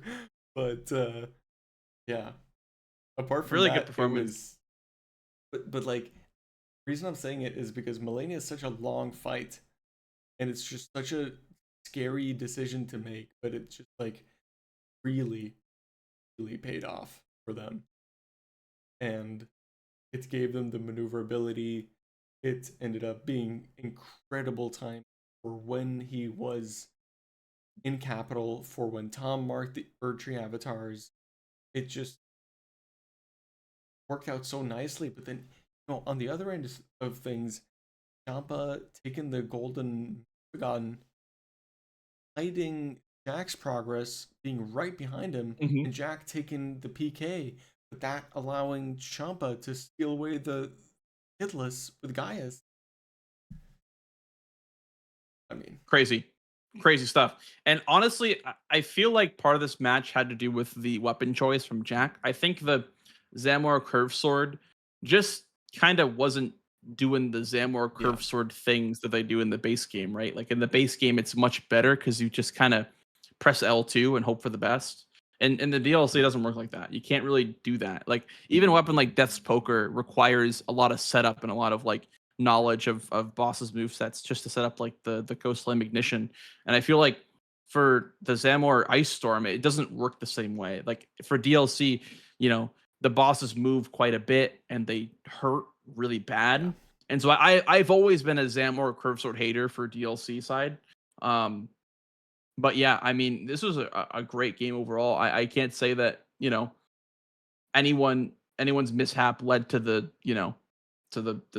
game being in the way that it resulted, right? Like you can't look back and say, oh, I wish did this, wish did that, because ultimately if they didn't do this or they didn't do that, then this square would be open, and then it would have been a completely different game, different dynamic. So I just feel like I just hope that neither players over on Cash Out of Pepe feels like they let down their teammate or whatever, because this was excellent bingo. Yeah. This was honestly like one of the most entertaining matches that I've seen in a best of 3 that's gone all 6 games. So yeah.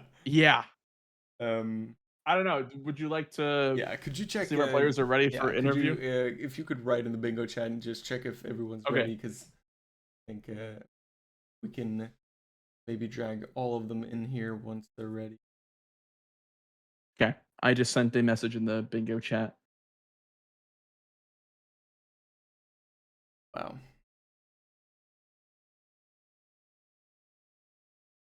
Okay. Looks like Fun and Champa are ready. We're just waiting on Jacket and PT for confirmation if they would like to do interviews. Yeah. Yeah. We might say a little bit of an odd one out here for our stream.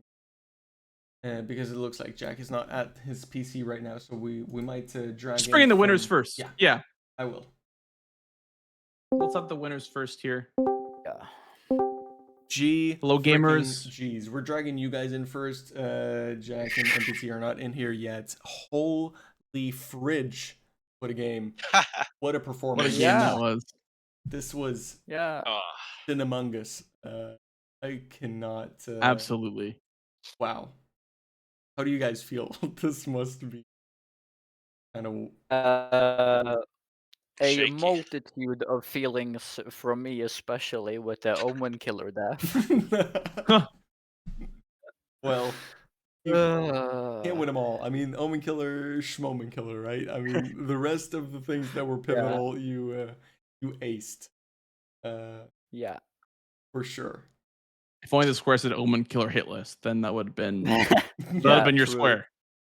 Yeah. But yeah, going into this match, I mean, we were on the commentary side, we were talking about how in the early game, it kind of seemed like both teams had their own game plan that you guys were executing on. So I guess, give us your side. Like, what were you guys looking for early on, and what were your goals, I guess, so to speak, for the first 15, 20 minutes or so of this game? You want to For go first, me, Fun, or should I? Yeah. For me, I saw the bottom left, top right diagonal as something that could be scary with Drain, FSB, and O'Neill. And just having to gamble between Falling Star Beast and O'Neill and which Tom would go for.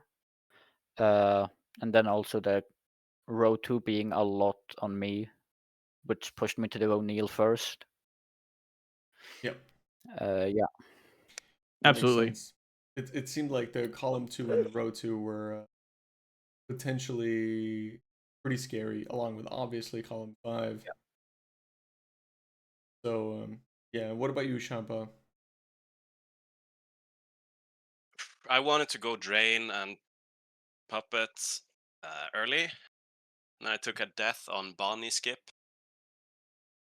And so I thought, well, this is probably a race. I'm gonna pivot to Revere Dash because it's a good square, and it kind of solves the problem a little bit. But then turns out that was what Jack was doing, so I just ended up wasting pretty much all my time the early game there. So I got outplayed there. Yeah, all credit for this game goes to Fun, by the way. I messed up everything I could mess up, I feel like. Well, I was at Romina first and PK first, and gave both to Jack somehow. Well, I mean, Probably. I mean, to be fair, you didn't have the best setup for Romina. Didn't have Reese's, didn't have Flintstone Webblade or anything. Yeah.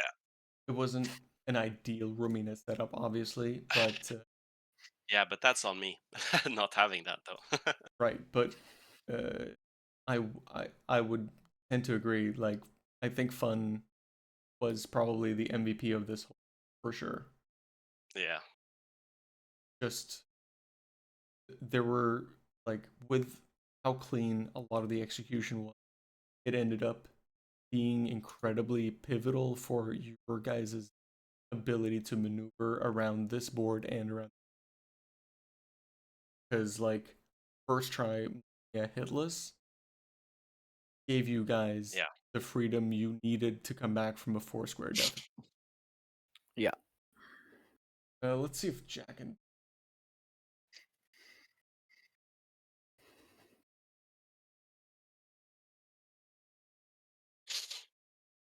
Yeah, I mean, we were on the commentary side. We were also looking at your guys' row 4 potentially, like at one point in the game when Yeah. when Morgott was open, and then like we're looking at those squares, and we were saying that avatars is the only lose condition for Cacio to Pepe, and so we were thinking that they'd go for that honestly earlier than they did. But Yeah. were you guys looking at like at that Yeah. like that as like a potential line that you wanted to go Yeah, for? we were looking at it, but I obviously wanted to do Morgott first. Tom also hadn't marked really anything, only the Mhm. balls, which is like 2 minutes. I can't really pivot out and do anything with that time. Yeah, So you're I just forced felt into I Morgott. had to full send it. That's fair. Yeah, throughout the game, my focus went from column 2 as a reaction to their row 5, it being faster, Yeah. into obviously the Elmer snipe, which shifted my focus to column 4. No, sorry, row 4. However, row 4 was kind of an impossible one to go for because there's too much. It's too base game heavy, The so timing Tom was just it would will never have be worked able out. to snipe. Yeah. Yeah, no, it couldn't have worked. And then obviously row 1 eventually having to get some squares. I wanted to go for Romina and Melania and get some try and make the threat on column 1. Everything failed, and then Fun carried me afterwards, so it's all good. Yeah. So GG's Tom and Jack, really well played. What an absolutely incredible game to watch, for sure. Really well played by you guys. GG's, guys. GG's. Thank you. GG's. Maybe not the most well played, GG's. but GG's.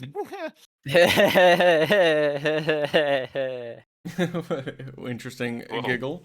Well, I will say it did seem like it was kind of a strategic masterclass from both teams, especially like early on. It was incredibly interesting to see how you guys kind of maneuvered around this and chose two kind of fundamentally different paths around this board. I mean, apart from Elmer being very much a snipe, there wasn't a lot of sniping early on in the beginning.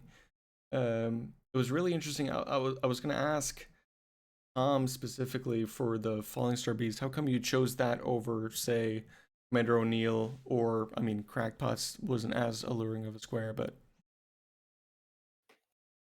I chose Fallen Star Beast mostly because I was confident with the weapon at the start, and I saw column 5 if Jack ended up getting the River Dash, because Drain the Water kind of seems like the more obvious square to go for on this. So we were going to build a line that would at least, the issue was we kind of pushed Fun into the area where there's a lot of squares, but it was something that kind of left him busy for a while.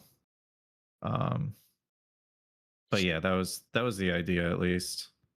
Fallen Star Beast into Leonine, into whatever is left that we have to block.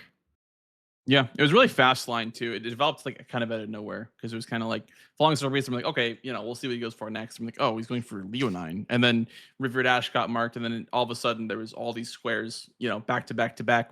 And I guess that also was kind of using the time spent going for Drain the Water, I suppose, to get more progress on Iris, because we saw at the start, Champa went for the Gravestone skip while Jack went for the more, the 3-path cross route where you open up Bellarat and whatnot. So I guess that was just more progress towards Iris, so building up that column 5. So Yeah, Yeah, we Uh, linked both of those squares for the purposes of closing down diagonals. Obviously, for the column 5, we also identified row 5 as being a bit snowbally, so Revered Ash being the only rush square in there. It's like, yeah, let's do that. yeah. And then basically we knew we needed to solve the second column, and Tom, it sounds like, pulled off a very important snipe as far as that was concerned. Yeah, for sure. Absolutely. I didn't see right there in the beginning, but I guess did you have to go for mountaintop to make your katana? yeah, at the very Yeah. beginning. Yeah. Yeah, so I mean, you made it into FSB really, really quickly, considering that. And I guess was your guys' read that Fun was gonna immediately go for Commander O'Neill, or did you think you guys might have been going for Falling Star Beast, both of you, like before We he thought got he the was mark? Could have probably been. going for that, yeah. It could have been a rush. I was thinking cracked pots, but I mean, there were so many good first squares that like it had to be one on the diagonal. Hmm. So Yeah. Fallen Star Beast or O'Neill. So I chose Fallen Star Beast. Seemed like a good choice. I mean, this is a very, very micro decision. It seemed to me that the Elmer Square could have gone absolutely either way, and I think the two very small decisions on Fun's side that ended up making it impossible to get was A, not using rock grease that you had saved up from running into Falling Star Beast after getting that sniped, and also doing the quit out because you guys were neck and neck right before the quit out. And I was gonna ask, yeah, like, how come you Forgot to crouch. Oh yeah, a little bit of an aggro strat there. Yeah. Yep. Then I also had a decently sloppy fight, but It was still pretty close, even though you did the quit out. Like it was still, it Yeah. wasn't that much of a No, it wasn't that big. blowout. And honestly, like I don't think Rock Grease would have made it a massive difference because Rock is kind of slow to kill a boss like that because you had yellow damage anyway, so it wasn't like it was a super long boss fight or anything like that. Yeah, for sure. Yeah, I don't think Rock Race was the most pivotal part there. You guys were definitely just very much neck and neck. But yeah, I mean, I don't know. Do we have any closing questions for the players?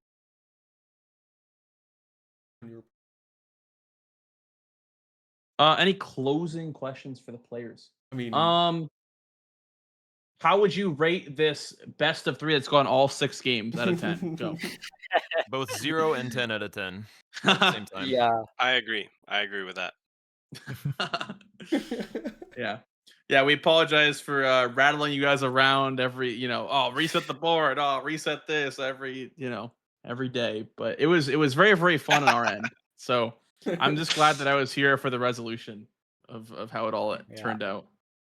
Yeah. This in particular was a really nice game. Like you said, the strategies going on in this board were very, very interesting. I just regret a few bozo deaths that I had that cost us some key squares, and I think in another world that our strategy is very, very nice and gets us this win. But I mostly lay this on myself. Don't be too hard on yourself. I mean, this was very high octane gameplay this whole game. So I mean, very high pressure. A couple of bozo deaths all around, except for I don't know. Yeah, I'm not sure if I saw Tom dying to anything significant. No, Tom was a champion as always. I'm a big Zamor Curvesword hater, by the way, for DLC. Like I don't like that weapon in the DLC at all. That's the first time I've ever used it. Yeah, I was just watching you on like Rakshasa, and I was like, "Damn, this kind of sucks. This low-key is kind of ass." That was horrendous. That was horrendous. PK, I was impressed. It did better than I yeah, was it was all expecting. right, but Midra, like I tried to do the double jump on his double sweep attack, and like apparently you just don't have time with that weapon for no reason. You can do it with way heavier weapons, like jump each of the sweep attacks and get jump heavies, and he just like one shot me. Oh. Like Oh, I was wow. like, what the hell is that? Yeah. Regardless, we saw a lot of the fun bosses. I think this match we saw Midra, we saw Melania, we saw a bunch of fun stuff. So I'm glad that like this was the board because it was a very fun board to watch. Yeah, it was. I don't know. Do you guys for the players? Do you have any other closing questions for the respective team? What was your prep methodology for Midra Clear 4? So I, after doing Rakshasa, which was my mark there, I just did Jory. The Jory fight was the slowest Jory fight I've ever seen or heard of in history. And because of that, I felt I really had to split progress. If I If didn't you have a had a super, fast Jory, do you think you would have full yes, sent Midra? yes, I think if I had a good Jory, I think your strategy of doing Midra might have worked to snipe us on both squares at the end. Yeah. What can you do?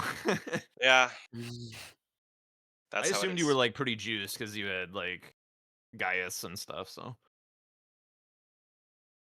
Yeah, Romina yeah. money. So I I thought would your say jury would die pretty quick. I was juiced. I just was not able to do any backstabs. Jory was just 99% of the time I was just running around trying to survive. Or backing up against the wall too. Yeah. Yeah. Yeah. Well, I mean, Well, this was well, you know. well. I'll tell you what. No, I mean this was absolutely a fantastic match. One of the most entertaining best of threes I've ever seen go all 6 games that I have ever watched, and I couldn't have imagined a better co-caster to do it with than you, Blanxz. So thank you so much for joining me for this. Of course, I appreciate it. I had so much fun doing the commentary for this game. It honestly was, it was so entertaining to watch, entertaining to commentate. Yeah, great job to the players as well, and congrats to Team Smorg. I listen. I still can't pronounce your name, but congrats on making it to the grand finals. Good luck with that, and yeah, best of luck. And I will hopefully be practicing with you and PT pretty soon. So yeah, What, not me? Huh? Not me, huh? What about me? Vixus, you want to help me out here? Yeah. So anyway, thank you so much to all of the players for enduring what was a pretty unfortunate like set of events in terms of technical difficulties in every single facet imaginable, and for any remaining viewers that have survived this long throughout the broadcast, thank you so much for joining. It's been an absolute blessing having you here, and yeah, I did want to say to these guys real quick that congratulations on making it to your finals match. Thank you. Champa, I've been, a fan of yours and following you in your journey for a very long time now, the entire journey. And I'm very happy to see you get your next crack at getting a top finish. I'll be Yeah. rooting for you. GG's, man. Thanks. Yeah, And you too, Fun. congratulations. Best of luck in Yeah, the finals. Yeah, thank you. right. So we'll see. We'll see when the finals get scheduled. Maybe if any remaining chat dwellers can give a link to the Discord where you will be able to see as quickly as we know when the finals is going to be scheduled. You can see it there. And yeah, until then, thank you so much for watching. Thank you again, Blanxz, for joining me. Thank you to the players for playing, enduring, and yeah, congrats to the grand finals, Fun and Champa. Until next time, thank you so much. Cheerio.